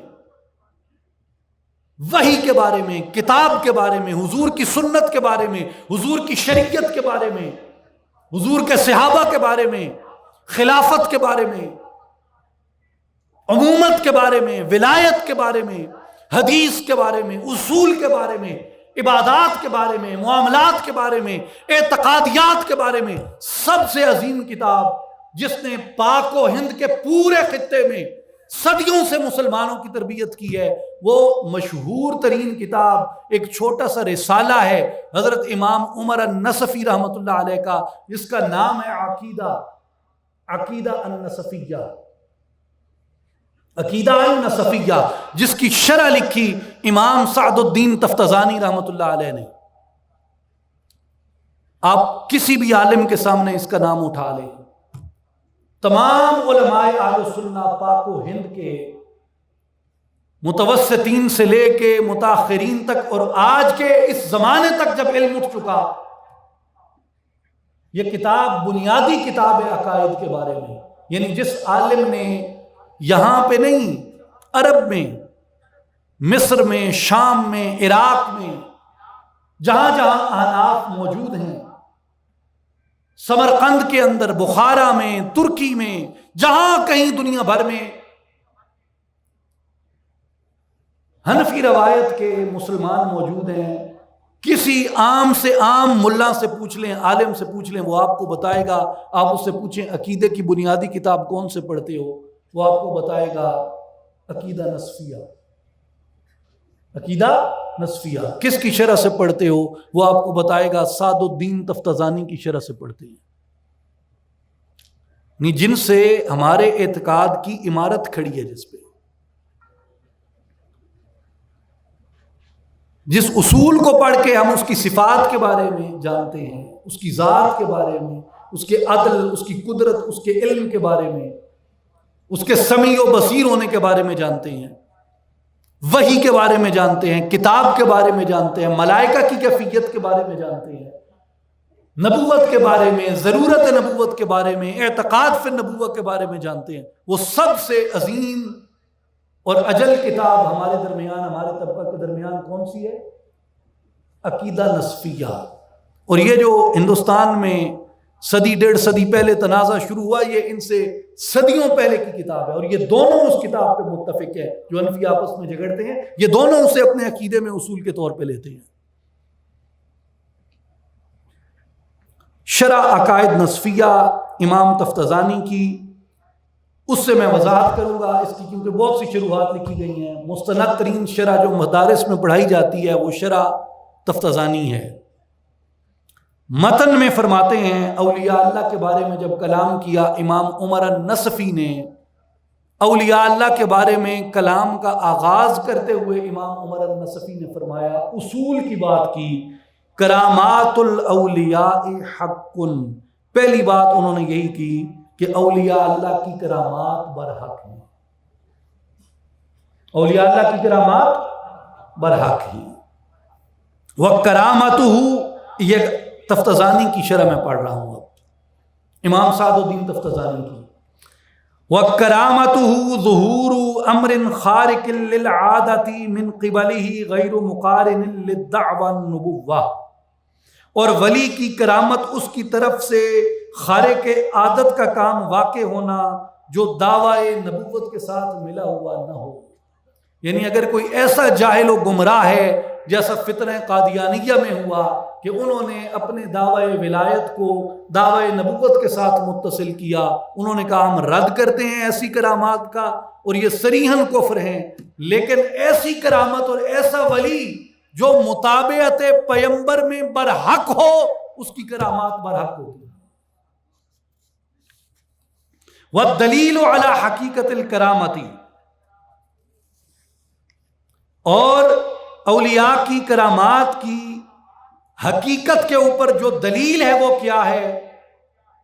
ما تواتر عن کثیر من الصحابہ، اصولی بات ہے، انہوں نے فرمائی کہ جو کثیر صحابہ کرام سے تواتر سے ثابت ہیں جو کرامات، ومن بعدہم بحیث لا یمکن انکارہ، اور صحابہ کے بعد بھی جو برحق لوگوں سے ثابت ہیں اور ظاہر ہیں تواتر کے ساتھ، اس حیثیت سے کہ لا یمکنو انکارہ، ان کا انکار کرنا ممکن نہیں ہے۔ وَإِنْ كَانَتِ التَّفَاصِيلُ أَحَادًا، اگرچہ ان کی تفصیلات خبر واحد سے ثابت ہیں، وَأَيْضًا الْكِتَابُ نَاطِقٌ بِظُهُورِهَا مِنْ مَرْيَمَ وَمِنْ صَاحِبِ سُلَيْمَانَ علیہ السلام، اس طرح کہ اللہ کی کتاب ان کی تصدیق کرتی ہے جیسے سلیمان علیہ السلام کے صحابی کی کرامت تھی، یا جیسے ولیہ حضرت سیدہ مریم کی کرامات کا قرآن مجید اس بات کرتا ہے۔ اگر آپ اصول جانتے ہیں تو اصول کا ایک جملہ لکھ کے جائیں میرے نوجوان ساتھیوں، اصول کا جملہ لکھ کے جائیں جو امام تفتزانی رحمۃ اللہ علیہ نے لکھا، فرمایا وَبَعْدَ ثُبُوتِ الْوُقُوعِ، جب کتاب اللہ سے اس کا واقع ہونا ثابت ہے کہ کتاب اللہ اس بات کرتی ہے، اس بات کا اللہ کی کتاب میں اس بات ہے، اس بات کا کہ ولی سے کرامت ظاہر ہوئی، جیسے حضرت مریم سے ہوئی، جیسے بی بی ہاجرہ سے ہوئی، جیسے حضرت سلیمان کے صحابی سے ہوئی، جیسے سورہ کہف میں کتا ان صحابہ سے کلام کرتا ہے۔ فرمایا کہ اس طرح کی کرامات قرآن میں تواتر سے ثابت ہوئیں۔ وبعد ثبوت الوقوع، جب اس کا وقوع ہونا ثابت ہے قرآن سے، لا حاجت الی اثبات الجواز، اس کے جائز ہونے کی بحث ہی ختم ہو جاتی ہے۔ اگر کوئی کہے کہ کیا کرامتی ولی جائز ہے یا نہیں ہے، اسے کہو اے جاہل شخص، جب قرآن میں ان کا واقع ہونا ثابت ہے، ان کے جائز ہونے کا سوال ہی نہیں اٹھتا۔ جائز ہونے کا سوال اٹھتا ہے جب وہ بات واقع نہ ہوئی ہو، جب قرآن میں واقع ہو چکی، اس کا جائز ہونا قرآن کی روح سے ثابت ہو چکا، لہٰذا اس کے جواز میں، اس کے جائز ہونے یا نہ ہونے کے بارے میں کوئی بحث باقی نہ رہ گئی۔ کرامات کی اقسام کیا ہیں؟ عند الائمۃ العقیدہ، عقیدے کے اماموں کے نزدیک کرامت کی کتنی قسمیں ہیں؟ سنیں امام عمر النصفی کا متن اور اس پہ امام سعد الدین تفتزانی کی شرح۔ مجھے پتہ ہے یہ جو بھاری بھرکم باتیں ہوتی ہیں یہ عوامی باتیں نہیں ہوتی، یہ عوامی باتیں نہیں ہوتی۔ میں جس کرب سے آپ گزر رہے ہیں میں آپ کا کرب سمجھ رہا ہوں، مگر میرے استاد گرامی شیخ القرآن مولانا منظور احمد صاحب قدس سرہ العزیز رحمۃ اللہ علیہ، آپ کا ایک قول ہے، آپ فرماتے تھے عالم دا کم نہیں کہ عوام دی سطح تے عالم، عالم دا کم ہے عوام اپنی جاتے لے آئے۔ مجھے پتہ ہے عوام واقعات پسند کرتی ہے، یہ جتنے یوٹیوبی سکالر ہیں نا اور یہ ویوز دیکھنے والے، آج کل بڑا سکالر ہونے کا سب سے بڑی نشانی ہے، ہاں وہ اس کے کتنے ویوز ہیں، ملین ٹپے کے کوئی نہیں، یہ باتیں نہیں ہوتی۔ میں ابھی کچھ آپ کی تسلی کے لیے عرض کر دوں کہ چند ایک واقعات بھی آئیں گے، لیکن ہر وقت آسانی کے پیچھے بھی نہیں جانا چاہیے۔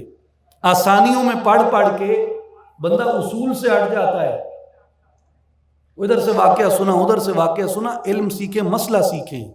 فضیلت الگ چیز ہے، مسئلہ الگ چیز ہے، واقعہ الگ چیز ہے، گو کہ یہ آپس میں متصل بھی ہوتے ہیں لیکن سمجھنے میں سیکھنے میں الگ الگ ہوتے ہیں۔ حکایتیں سیکھنا اور بات ہوتی ہے، اسے اصول سے سیکھیں کہ یہ باتیں اصول سے کیسے بیان کی جاتی ہیں،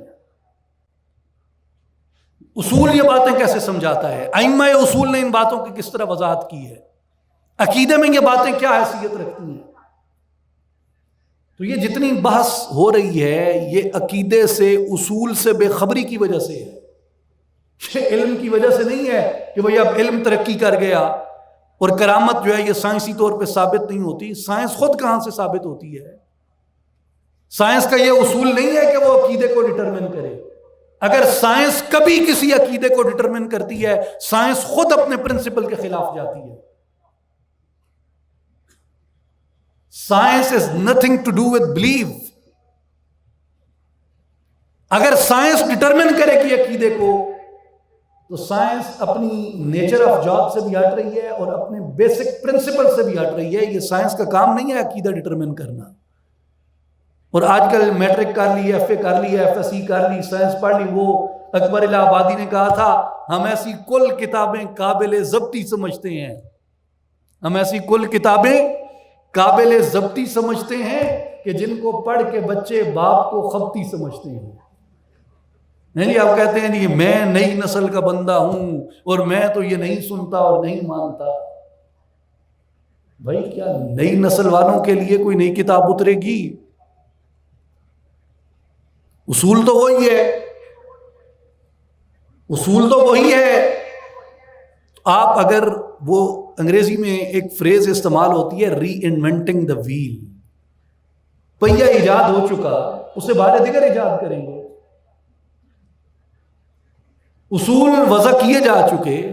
آپ کی عقل ان ائمہ اصول کو نہیں پہنچتی. نہ آج کے لوگوں کا تقویٰ وہاں پہنچتا ہے، نہ ان کا درک وہاں پہنچتا ہے، نہ ان کا اخلاص وہاں پہنچتا ہے، نہ ان کی محنت وہاں پہنچتی ہے. یہ دعوے کرتے ہیں یہاں پہ بڑے بڑے انسائکلوپیڈیا ہونے کا. ان کی محنتیں دیکھیں جنہوں نے یہ اصول وضع کیے تھے.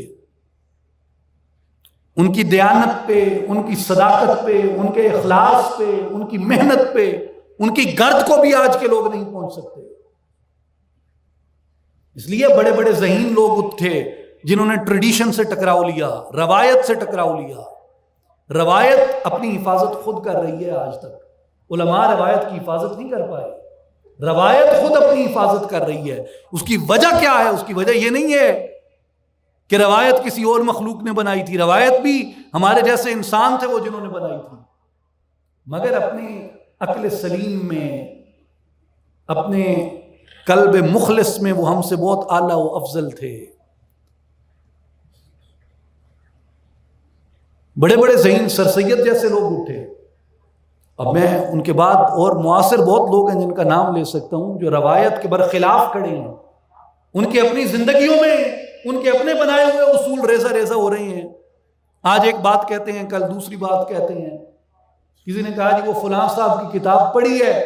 انہوں نے کہا نہیں جی ابھی تو نہیں پڑھی، 5 سال بعد اس کا رجوع شدہ ایڈیشن آ جائے گا تو پھر پڑھوں گا. آج ایک بات کی، کل رجوع کر لیا، پرسوں دوسری بات کی.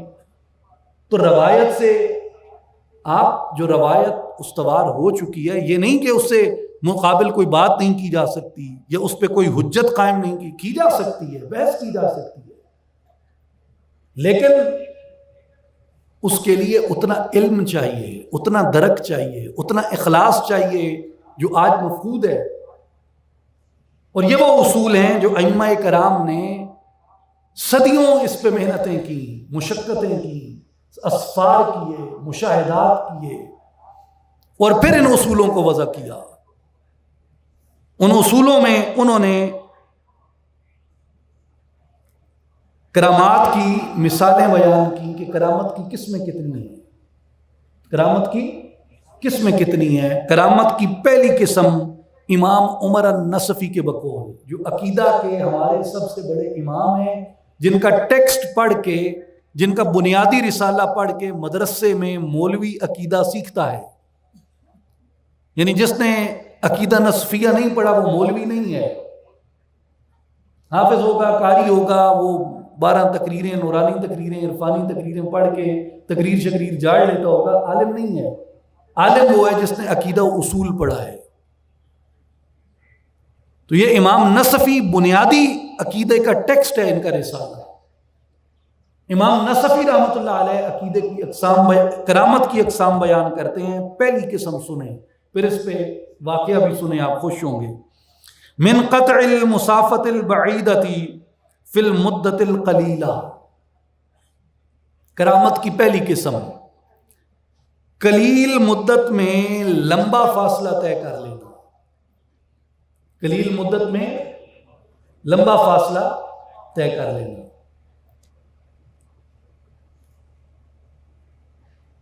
اب یہ کرامت کی ایک قسم ہے، اس پہ واقعہ کون سا آپ کے ذہن میں آیا؟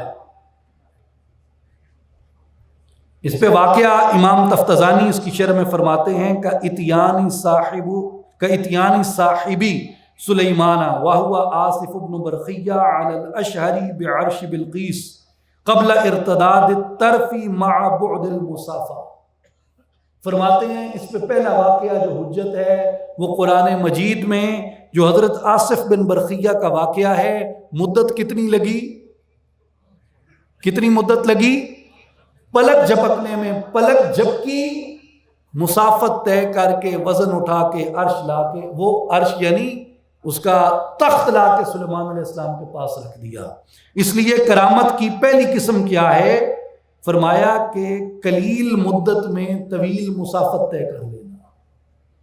یہ کرامات اولیاء میں سے ہے جس کی تصدیق اللہ کی کتاب کرتی ہے،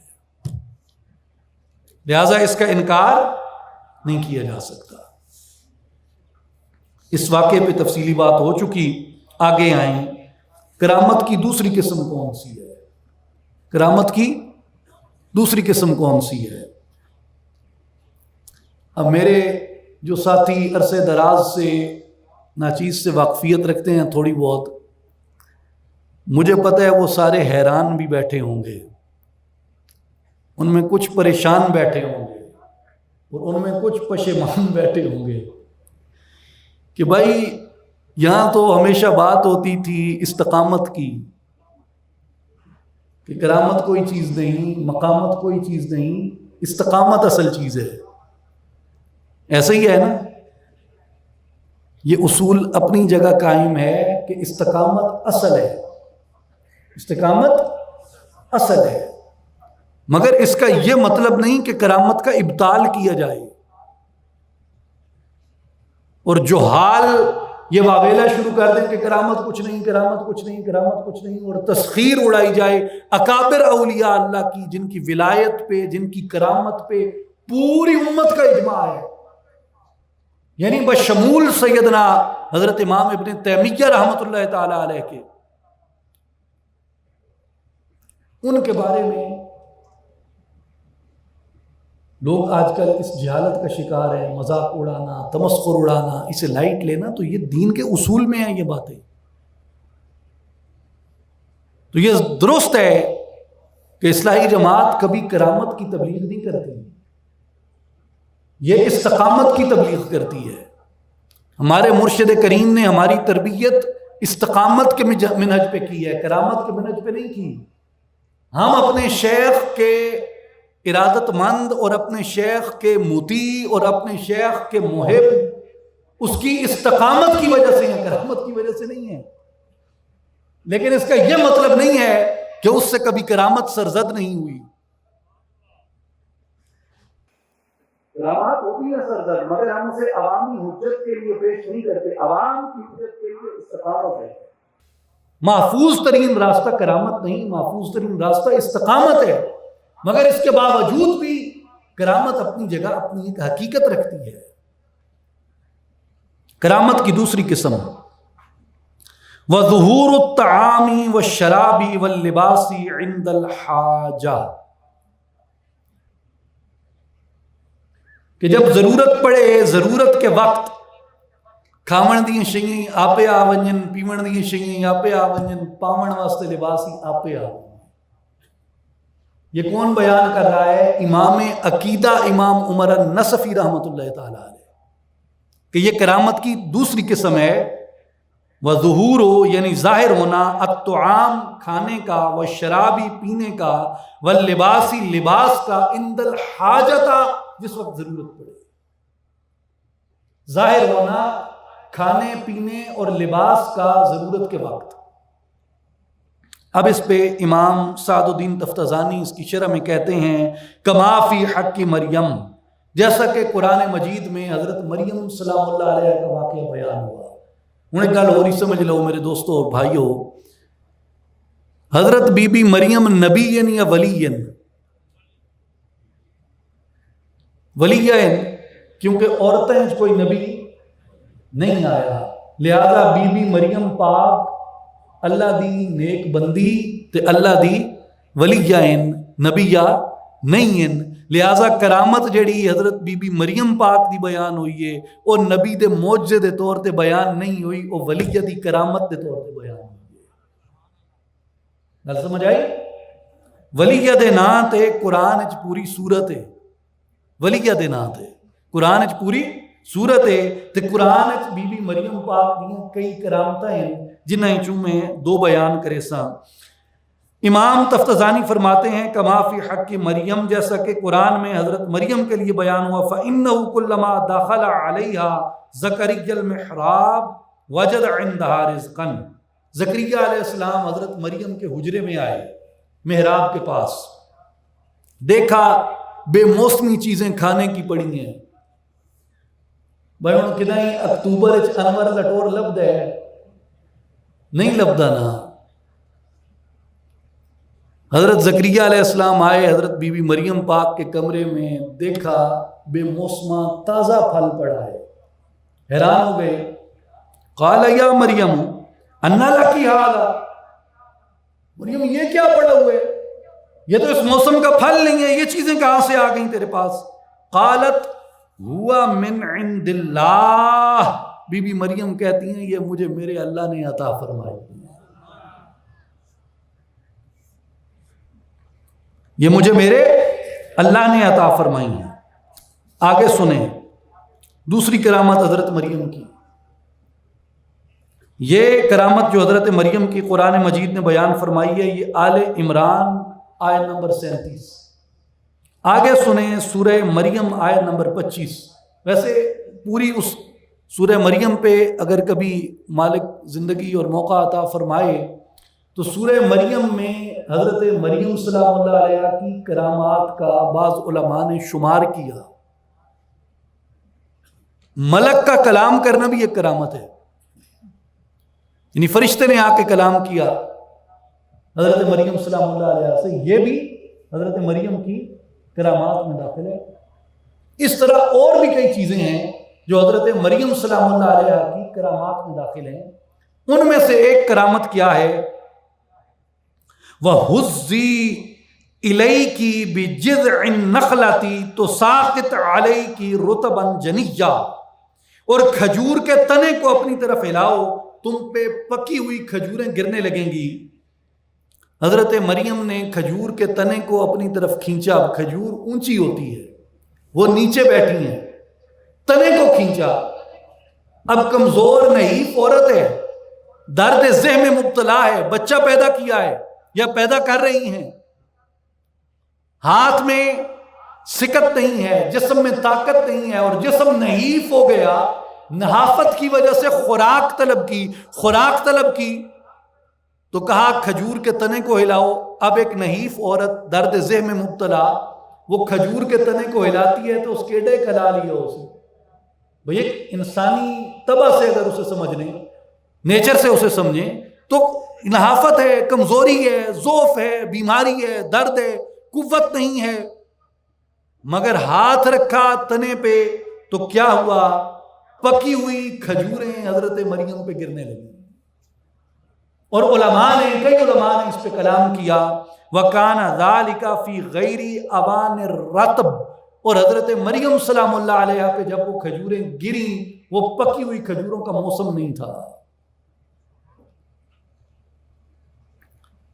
تو یہ امام عمر النصفی رحمۃ اللہ علیہ نے فرمایا کہ یہ کرامت کی دوسری قسم ہے کہ ضرورت کے وقت کھانا آ جائے، ضرورت کے وقت پانی آ جائے، ضرورت کے وقت لباس آ جائے، اللہ تعالیٰ اپنے اولیاء کو ایسی کرامات عطا فرماتا ہے، اس کی قدرت سے کوئی بعید نہیں ہے۔ مثال اس کی قرآن مجید میں حضرت مریم سے عطا۔ آگے آئیں، والمشی علی الماء، یہ متن ہے عمر النصفی کا۔ کرامت کی تیسری قسم کیا ہے؟ پانی تے ٹرنا، پانی پہ چلنا، مشی علی الماء، پانی پہ چلنا. آپ نے ہمیشہ اصلاحی جماعت کے مبلغین سے اس کے خلاف ہی سنا ہوگا کہ بھئی پانی پہ چلنا کون سا کمال ہے. ہم بھی یہ کہتے ہیں پانی پہ چلنا کوئی کمال نہیں، مگر یہ نہیں کہ یہ مراتب اولیاء میں سے کوئی رتبہ نہیں ہے. یہ ایک عظیم اور بلند رتبہ ہے، ہر شخص اس کو نہیں پا سکتا. اور اس پہ جو حجت پیش فرمائی ہے امام تفتزانی رحمۃ اللہ تعالی علیہ نے اور دیگر اولیاء اللہ نے کہ پانی پر چلنا، اور اس کے بارے میں امام ابن کثیر رحمۃ اللہ تعالی علیہ نے اپنی 2 کتابوں معجزات النبی میں اور البدایہ والنہایہ جو تاریخ ابن کثیر کے نام سے مشہور ہے، اس میں یہ لکھی روایت امام ابو القاسم ہبت اللہ لالکائی نے شرح اصول اعتقاد میں اس روایت کو نقل کیا. احمد ابن حنبل نے کتاب الزہد میں اس کو نقل کیا، اور امام ابو بکر بیہقی نے دلائل النبوہ میں اسے نقل کیا، اور شارح مسلم ابو زکریا یحییٰ بن شرف النووی نے بستان العارفین میں اس روایت کو نقل کیا، اور ابو نعیم الاصبہانی نے حلیت الاولیاء میں اس روایت کو نقل کیا. ان حمید بن ہلال او غیرہ ان ابا مسلم الخولانی مر بدجلہ. حمید بن ہلال اور ان کے علاوہ لوگوں سے روایت ہے کہ ابو مسلم خولانی ایک مرتبہ دجلہ کے قریب سے گزرے. وَهِيَ تَرْمِي بِالْخَشَبِ مِن مَدِّهَا، اور دریائے دجلہ طغیانی میں تھا، اتنی طغیانی کہ اس کی لہریں اس پہ تیرنے والے تنکوں کو، لکڑیوں کو اپنے سے باہر پھینک رہی تھیں. فَمَشَىٰ عَلَى الْمَاءِ، ابو مسلم خولانی آئے اور کوئی دقت دیکھے بغیر، کوئی کشتی لیے بغیر پانی کی سطح پہ چلنا شروع کر دیا. پانی کی سطح پہ چلنا شروع کر دیا. ثم التفت الى اصحابہ، پھر اپنے اصحاب کی طرف متوجہ ہوئے اور کہنے لگے هل تفقدون من متاعکم شیئا فندعو اللہ عز وجل، اگر تمہارے پاس سے کوئی چیز گم ہوئی ہے، یعنی دریا سے میں گری ہے، مجھے بتاؤ، میں اللہ سے دعا کروں گا، دریا تمہاری گری ہوئی چیز تمہیں واپس لوٹا دے گا. امام عمر النصفی رحمۃ اللہ علیہ فرماتے ہیں پانی پہ اس طرح چلنا یہ بھی اولیاء کی کرامات برحق میں سے ایک کرامت ہے. اور اس کی روایت کے بارے میں امام ابن کثیر نے معجزات النبی میں فرمایا قال البیہقی ھذا اسناد صحیح، کہ امام بیہقی نے کہا ہے کہ اس روایت کی اسناد صحیح ہے، لہذا اولیاء کی یہ کرامات برحق میں سے ہے. آگے آئیں کرامت کی چوتھی قسم. اب تک کرامت کی کتنی قسمیں ہو گئی؟ 3. کون کون سی؟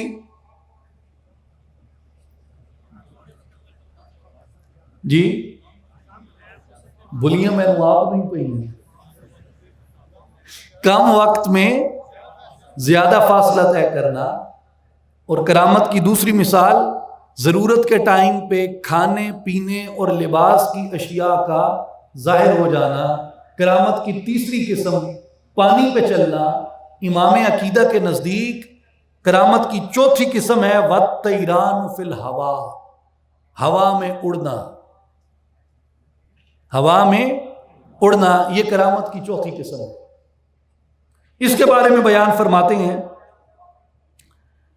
امام تفتزانی نے کہا، اور آگے جو انہوں نے حدیث پاک نقل کی ہے اس حدیث کو امام ترمذی رحمۃ اللہ تعالی علیہ نے جامع الاصول فی احادیث الرسول میں ابن اسیر نے بیان کیا، اور مشکات شریف میں یہ حدیث آئی. 3 حوالے میں عرض کر رہا ہوں، مشکات شریف، جامع الاصول اور سنن الترمذی.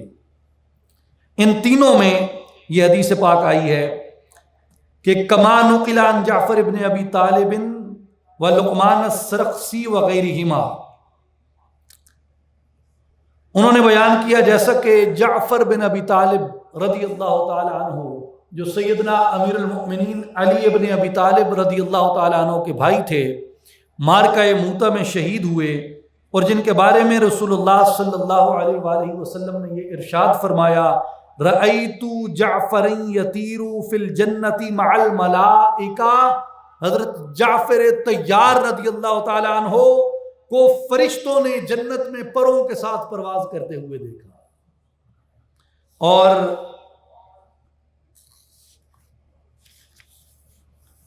صحیح بخاری کتاب المناقب میں عبداللہ ابن عمر رضی اللہ تعالیٰ عنہ ان کی روایت ہے کہ وہ حضرت امام جعفر کے صاحبزادے حضرت عبداللہ ابن جعفر رضی اللہ تعالیٰ عنہ کو جب دیکھتے، یعنی جو حضرت جعفر ابن طیار کے بیٹے تھے عبداللہ بن جعفر، ان کے بارے میں فرماتے ہیں کہ وہ جب بھی عبداللہ بن جعفر کو دیکھتے تو عبداللہ بن جعفر کو فرماتے، السلام علیکہ یا ابن ذی الجناحین، اے دو پروں والے بزرگ کے بیٹے، اے دو پروں والے بزرگ کے بیٹے۔ تو اس سے امام تفتزانی نے اس کرامت کے اوپر یہ حجت قائم کی کہ اگر اولیاء پرواز کرتے ہیں ہوا کے اندر تو یہ حدیث صحیح سے ثابت ہے، اللہ تعالیٰ اپنے اولیاء کی ارواح کو یہ قدرت عطا کرتا ہے، وہ چاہے تو جنت میں پرواز کریں، چاہے تو دنیا میں پرواز کریں۔ کرامت کی پانچویں مثال امام عقیدہ امام عمر النصفی رحمۃ اللہ علیہ کے نزدیک، وَكَلَامُ الْجَمَادِ وَالْعَجْمَا، کلام الجمادی والعجما، کہ جماد سے کلام کرنا۔ جماد میں کیا چیزیں آتی ہیں؟ پتھر، لکڑی، یہ جمادات ہیں، جامد اشیاء ہیں۔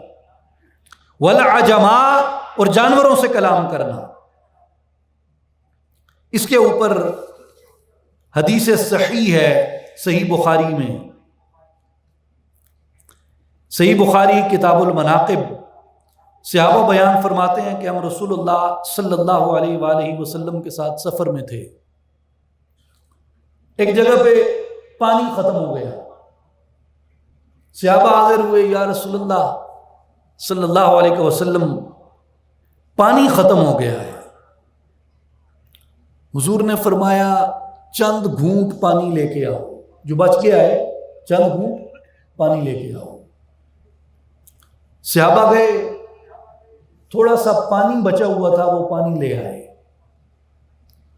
رسول اللہ صلی اللہ علیہ وآلہ وسلم نے اپنا دست مبارک پانی میں رکھا، جیسے ہی اپنا ہاتھ پانی میں رکھا تو آپ کے ہاتھ کی برکت تھی، فَلَقَدْ رَأَيْتُ الْمَاءَ يَنْبُعُ مِنْ بَيْنِ أَصَابِعِ رسول اللہ صلی اللہ علیہ وآلہ وسلم، فرماتے ہیں کہ حضور کے مبارک ہاتھوں سے پانی کا چشمہ ابل پڑا۔ پھر ہم نے وہاں کھایا پیا، جب کھایا پیا، وَلَقَدْ كُنَّا نَسْمَعُ تَسْبِيحَ الطَّعَامِ وَهُوَ يُؤْكَلُ، ہم جب وہاں کھا رہے تھے اور پی رہے تھے تو جو طعام تھا وہ ہمارے سامنے خدا کی تسبیح بیان کر رہا تھا۔ یہ کون بیان کر رہے ہیں؟ حضور کے صحابہ بیان کر رہے ہیں۔ کیا کہ جو کھایا ہم نے طعام، روٹی کس چیز میں آئے گی؟ روٹی پرندہ ہے، کیوں بھائی؟ گھوڑا ہے کہ اسے آپ حیوانات میں گنے، نباتات میں بھی نہیں ہے، جمادات میں ہے، وہ جامد ایک چیز بن گئی، گندھی ہوئی چیز ہے، رزق میں آ گئی۔ تو اس کے بارے میں فرمایا کہ کھانا جب ہم کھا رہے تھے تو وہ کھانا ہمارے سامنے خدا کی تعریف کرتا تھا، خدا کی تسبیح کرتا تھا، ہم نے اپنے کانوں سے سنی۔ صحیح بخاری کتاب المناقب۔ یہ لوگ پڑھتے ہیں، معلوم ہے، لیکن تعصب ہے جو اس کے اقرار سے مانے ہو جاتا ہے،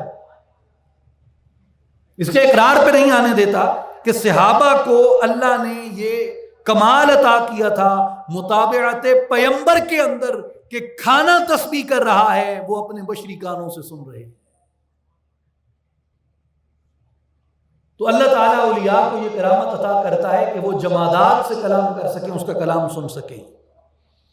امیر المؤمنین سیدنا علی ابن ابی طالب رضی اللہ تعالیٰ عنہ آپ فرماتے ہیں، امام بیہقی نے اسے روایت کیا اور امام ترمذی نے اسے روایت کیا، حضرت علی رضی اللہ تعالیٰ عنہ فرماتے ہیں کہ فلا یمر بحجر ولا شجر الا قال السلام علیک یا رسول اللہ صلی اللہ علیہ وسلم وانا اسمعہ۔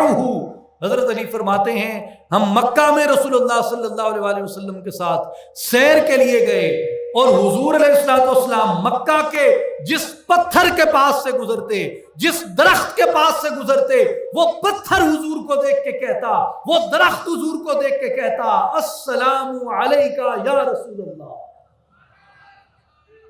وانا اسمعہ، اور میں پتھر کا اور درخت کا کلام سن رہا ہوں۔ اس میں بڑے نکتے ہیں۔ پہلا نکتہ تو اس سے یہ ثابت ہوا کہ میرے بھائی حضور علیہ السلام کو صیغہ ندا کے ساتھ سلام کرنا پتھر بھی کرتے ہیں، جمادات بھی کرتے ہیں، پتھر بھی کرتے ہیں جمادات، اور درخت بھی کرتے ہیں نباتات۔ تو جب درخت نباتات کہتے ہیں السلام علیکم یا رسول اللہ، جمادات کہتے ہیں السلام علیکم یا رسول اللہ، تو اگر آپ درجے میں دیکھیں، درجے میں انسان سب سے افضل ہے، باقی مخلوقات اس کے بعد آتی ہیں، اور حیوانات کا درجہ آتا ہے، حیوانات کے بعد نباتات کا درجہ آتا ہے، نباتات کے بعد جمادات کا درجہ آتا ہے۔ یعنی اگر درجے میں دیکھیں انسان افضل ترین اشیاء میں آ جاتا ہے، جامد چیزیں کم ترین درجے کے اندر آ جاتی ہیں۔ جب کم ترین درجے کی اشیاء بھی رسول اللہ کو صیغہ ندا سے سلام کرتی ہیں، السلام علیک یا رسول اللہ، ارے تو تو مومن ہے، تو تو انسان ہے، تو تو اشرف المخلوق ہے، تو بھی حضور کی محبت میں پکار اٹھا کر السلام علیک یا رسول اللہ، خدا نے تجھے درختوں سے افضل پیدا کیا۔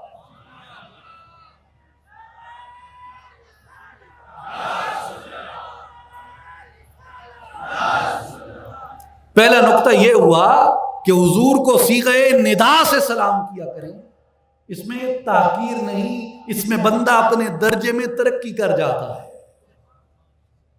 دوسری بات اس سے یہ معلوم ہوئی کہ شجر اور حجر بے جان نہیں ہیں، شجر اور حجر بے جان نہیں ہے۔ آپ پتھر کے پاس سے گزرتے ہیں، آپ سمجھتے ہیں پتھر بے جان ہے، بول نہیں سکتا، سن نہیں سکتا۔ اللہ نے پتھر کے اندر بھی شعور رکھا، پتھر کو معلوم ہے میرے پاس سے نبی گزر رہا ہے۔ دوسری بات کہ پتھر اور درخت بے جان نہیں ہے۔ تیسری بات کیا ہوئی؟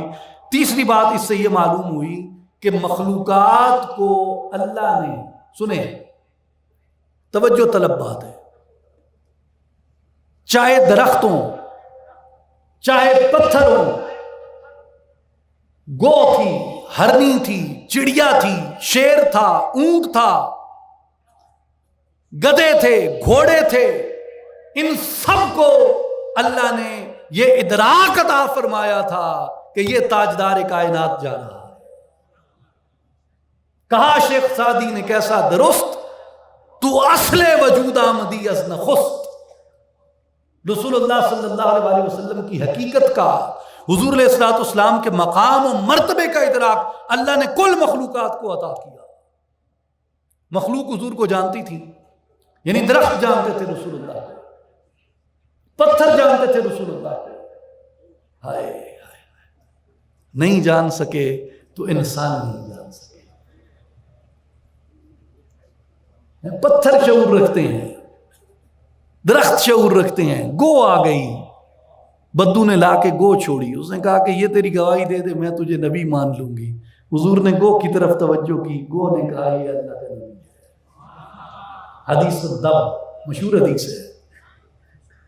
خیبر میں جب غزوہ خیبر ہوا، رسول اللہ صلی اللہ علیہ وسلم نے خیبر فتح فرمایا، ایک گدھے نے رسول اللہ سے کلام کیا۔ امام ابن کثیر نے معجزات النبی میں بیان کیا ہے، گدھے نے رسول اللہ سے کلام کیا۔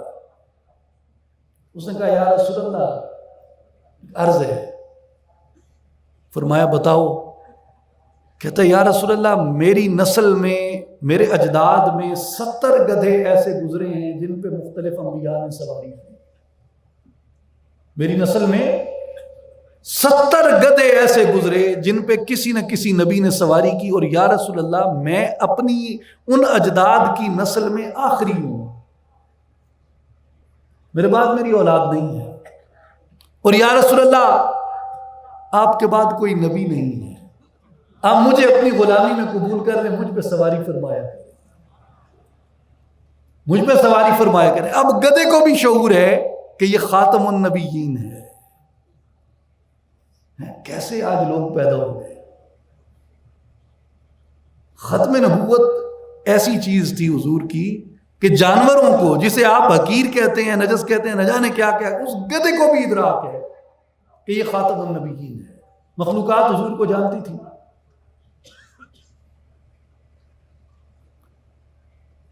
یہ 3 نقطے اس حدیث کے. پہلا نقطہ کہ افضل ترین طریقہ حضور کو سلام کرنے کا یہ ہے کہ جب حضور سے حضوری کی کیفیت نصیب ہو تو پڑھو السلام علیکہ یا رسول اللہ. دوسری بات اس سے یہ معلوم ہوئی کہ پتھر اور درخت بے جان نہیں ہیں. تیسری بات اس سے یہ معلوم ہوئی کہ مخلوقات کو حضور علیہ السلام کے مقام و مرتبے کا اللہ نے ادراک عطا کیا. چوتھی بات اس سے ایک معلوم ہوئی جو آج کے موضوع کے موافق ہے. چوتھی بات یہ تو مقام نبوت ہو گئے، یہ تینوں معاملات مقام نبوت میں آ گئے کہ حضور نبی ہیں، پتھر جانتے ہیں، پتھر پڑھ رہے ہیں السلام علیکم یا رسول اللہ، حضور ہوئے نبی. یہ حدیث کون روایت کرتے ہیں؟ مولا علی، سیدنا علی رضی اللہ تعالیٰ عنہ. حضرت علی نبی نہیں ہیں، حضرت علی ولی ہیں، امام الاولیاء ہیں، امام المتقین ہیں، سلطان ولایت ہیں. ولایت کا دروازہ مولا علی رضی اللہ تعالیٰ عنہ پہ کھلا. اب پتھر بول رہا ہے، درخت بول رہا ہے، حضور پہ سلام بھیج رہا ہے. بظاہر درخت کی زبان نہیں، بظاہر پتھر کی زبان نہیں، لہذا جہاں مقام نبوت پہ سلام ہے کہ جسے دیکھ کے پتھر اور درخت بھی سلام پڑھتے ہیں، وہاں مقام ولایت کو بھی سلام ہے جو پتھروں اور درختوں کی زبان کو بھی سمجھ سکتا ہے.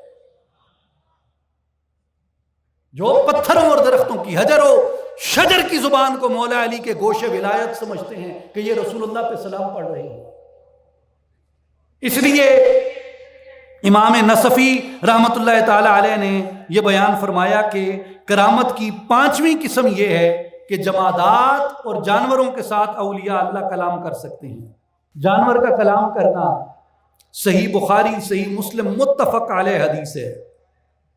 حضرت ابو ہریرہ رضی اللہ تعالیٰ عنہ بیان فرماتے ہیں، صحیح بخاری کتاب المناقب، صحیح مسلم کتاب فضائل الصحابہ. ابو ہریرہ روایت کرتے ہیں بینما رجل یسوق بقرۃ لہ قد حمل علیہا، ایک شخص اپنی گائے پہ بوجھ لاد کے آ رہا تھا، اپنی گائے پہ بوجھ لاد کے آ رہا تھا. التفتت الیہ البقرہ، گائے نے مڑ کے اس کی طرف دیکھا. فقالت، گائے نے اسے کہا، انی لم اخلق لہذا ولکنی انما خلقت للحرث.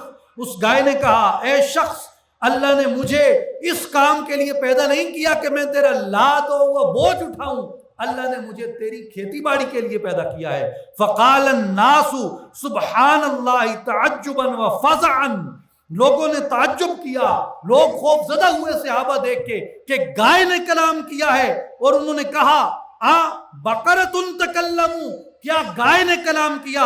فقال رسول اللہ فإنی أؤمن به وأبو بکر وعمر، حضور نے فرمایا میں ایمان لایا اس بات پہ کہ گائے نے کلام کیا اور اسے ابو بکر اور عمر نے بھی سنا ہے. یہ صحیح بخاری مسلم کے متفق علیہ حدیث ہے. اس لیے امام عمر النصفی کہتے ہیں کہ اولیاء کو اللہ نے یہ صلاحیت عطا کی ہے، وہ پتھر کا کلام بھی سن سکتے ہیں، وہ جانوروں کا کلام بھی سن سکتے ہیں. اور اس کے اوپر تعجب نہیں ہونا چاہیے، سورہ کہف میں اللہ تبارک و تعالیٰ نے واقعہ بیان کیا جہاں کتا اولیاء سے ہم کلام ہوتا ہے.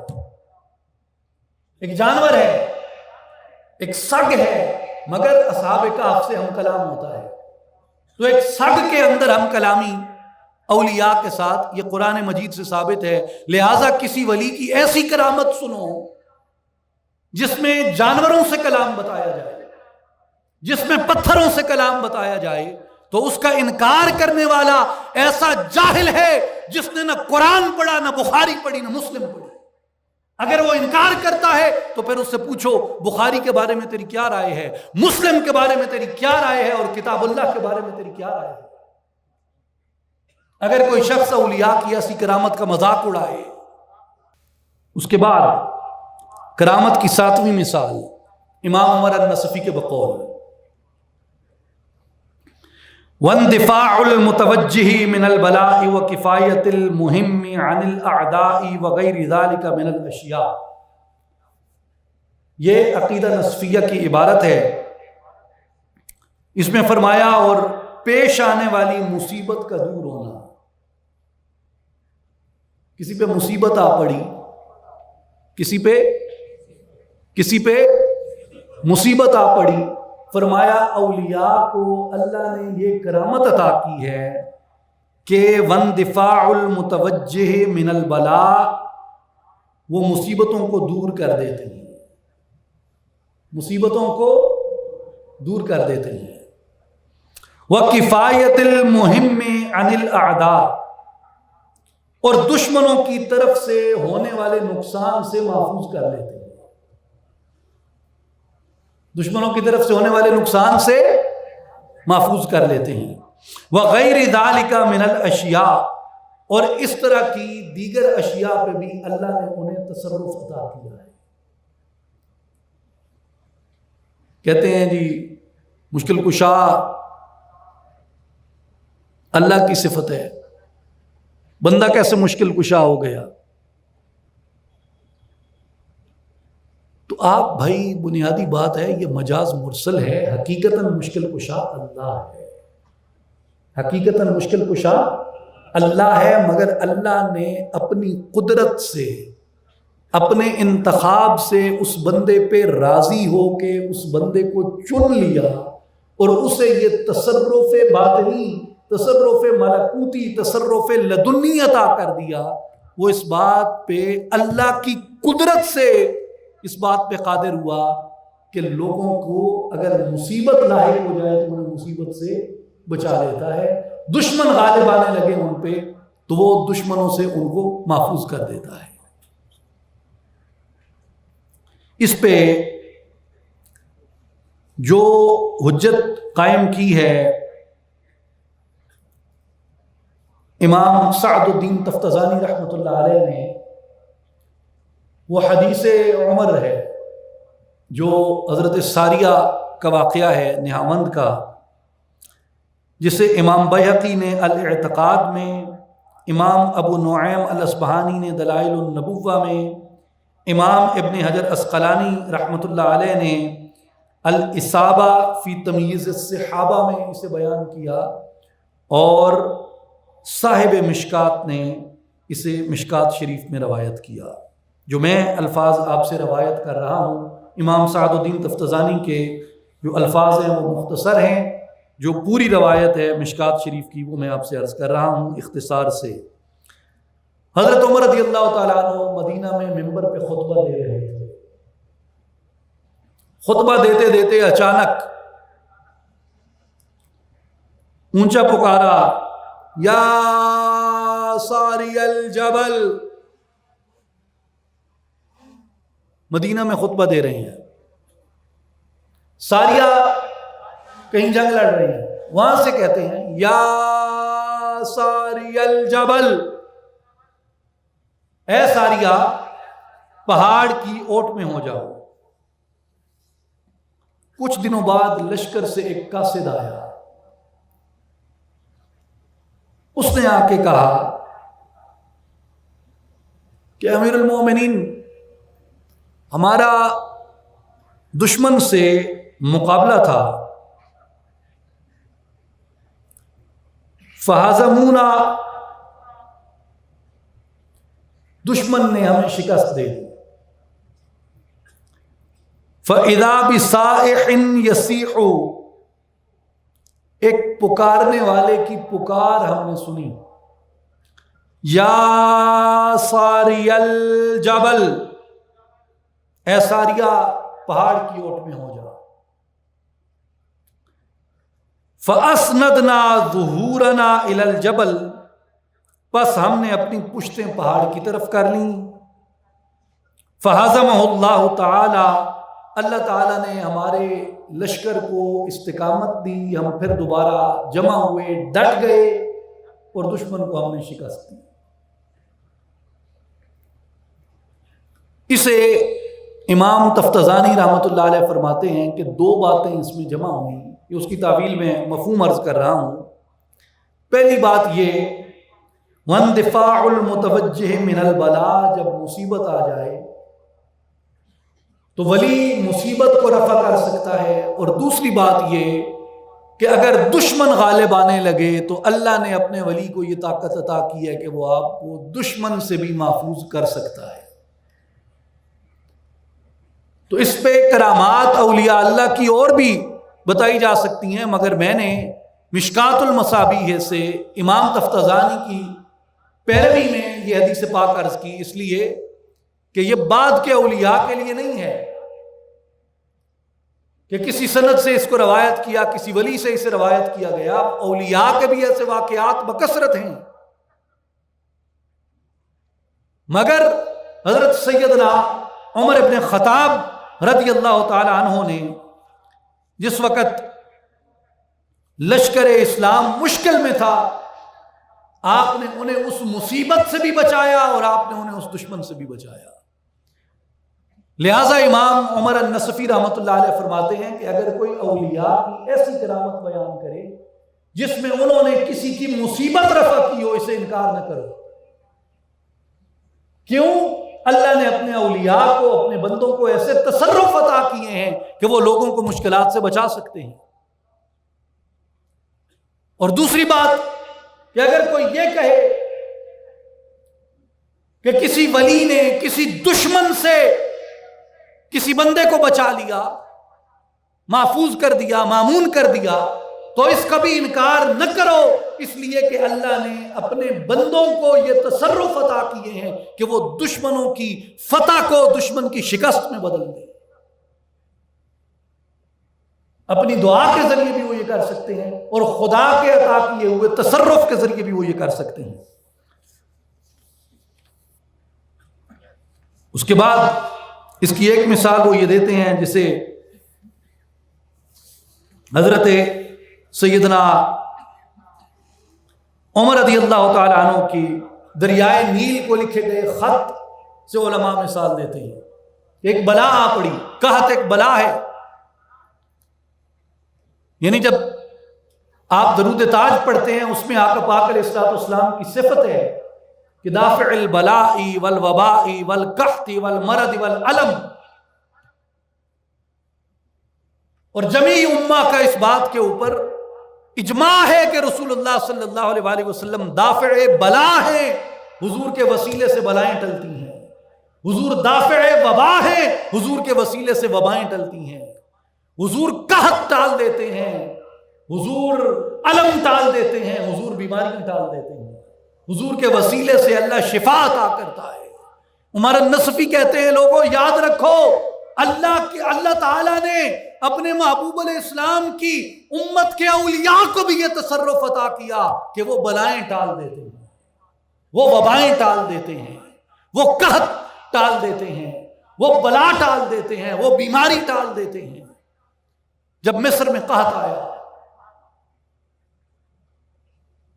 تو لوگوں نے وہاں ہیومن سیکریفائس کی ایک رسم تھی، یعنی انسانی قربانی، انسانوں کو قربان کرتے تھے. جیسے یہاں ہندوستان میں بھی یہ عام تھا کہ وہ دیوی دیوتاؤں پہ چڑھاوا انسانی چڑھاتے تھے. تو وہاں سے حضرت عمر کو خط آیا کہ لوگوں میں یہ رسم ہے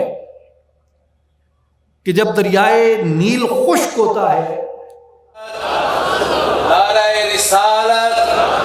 नाराए खिलाफत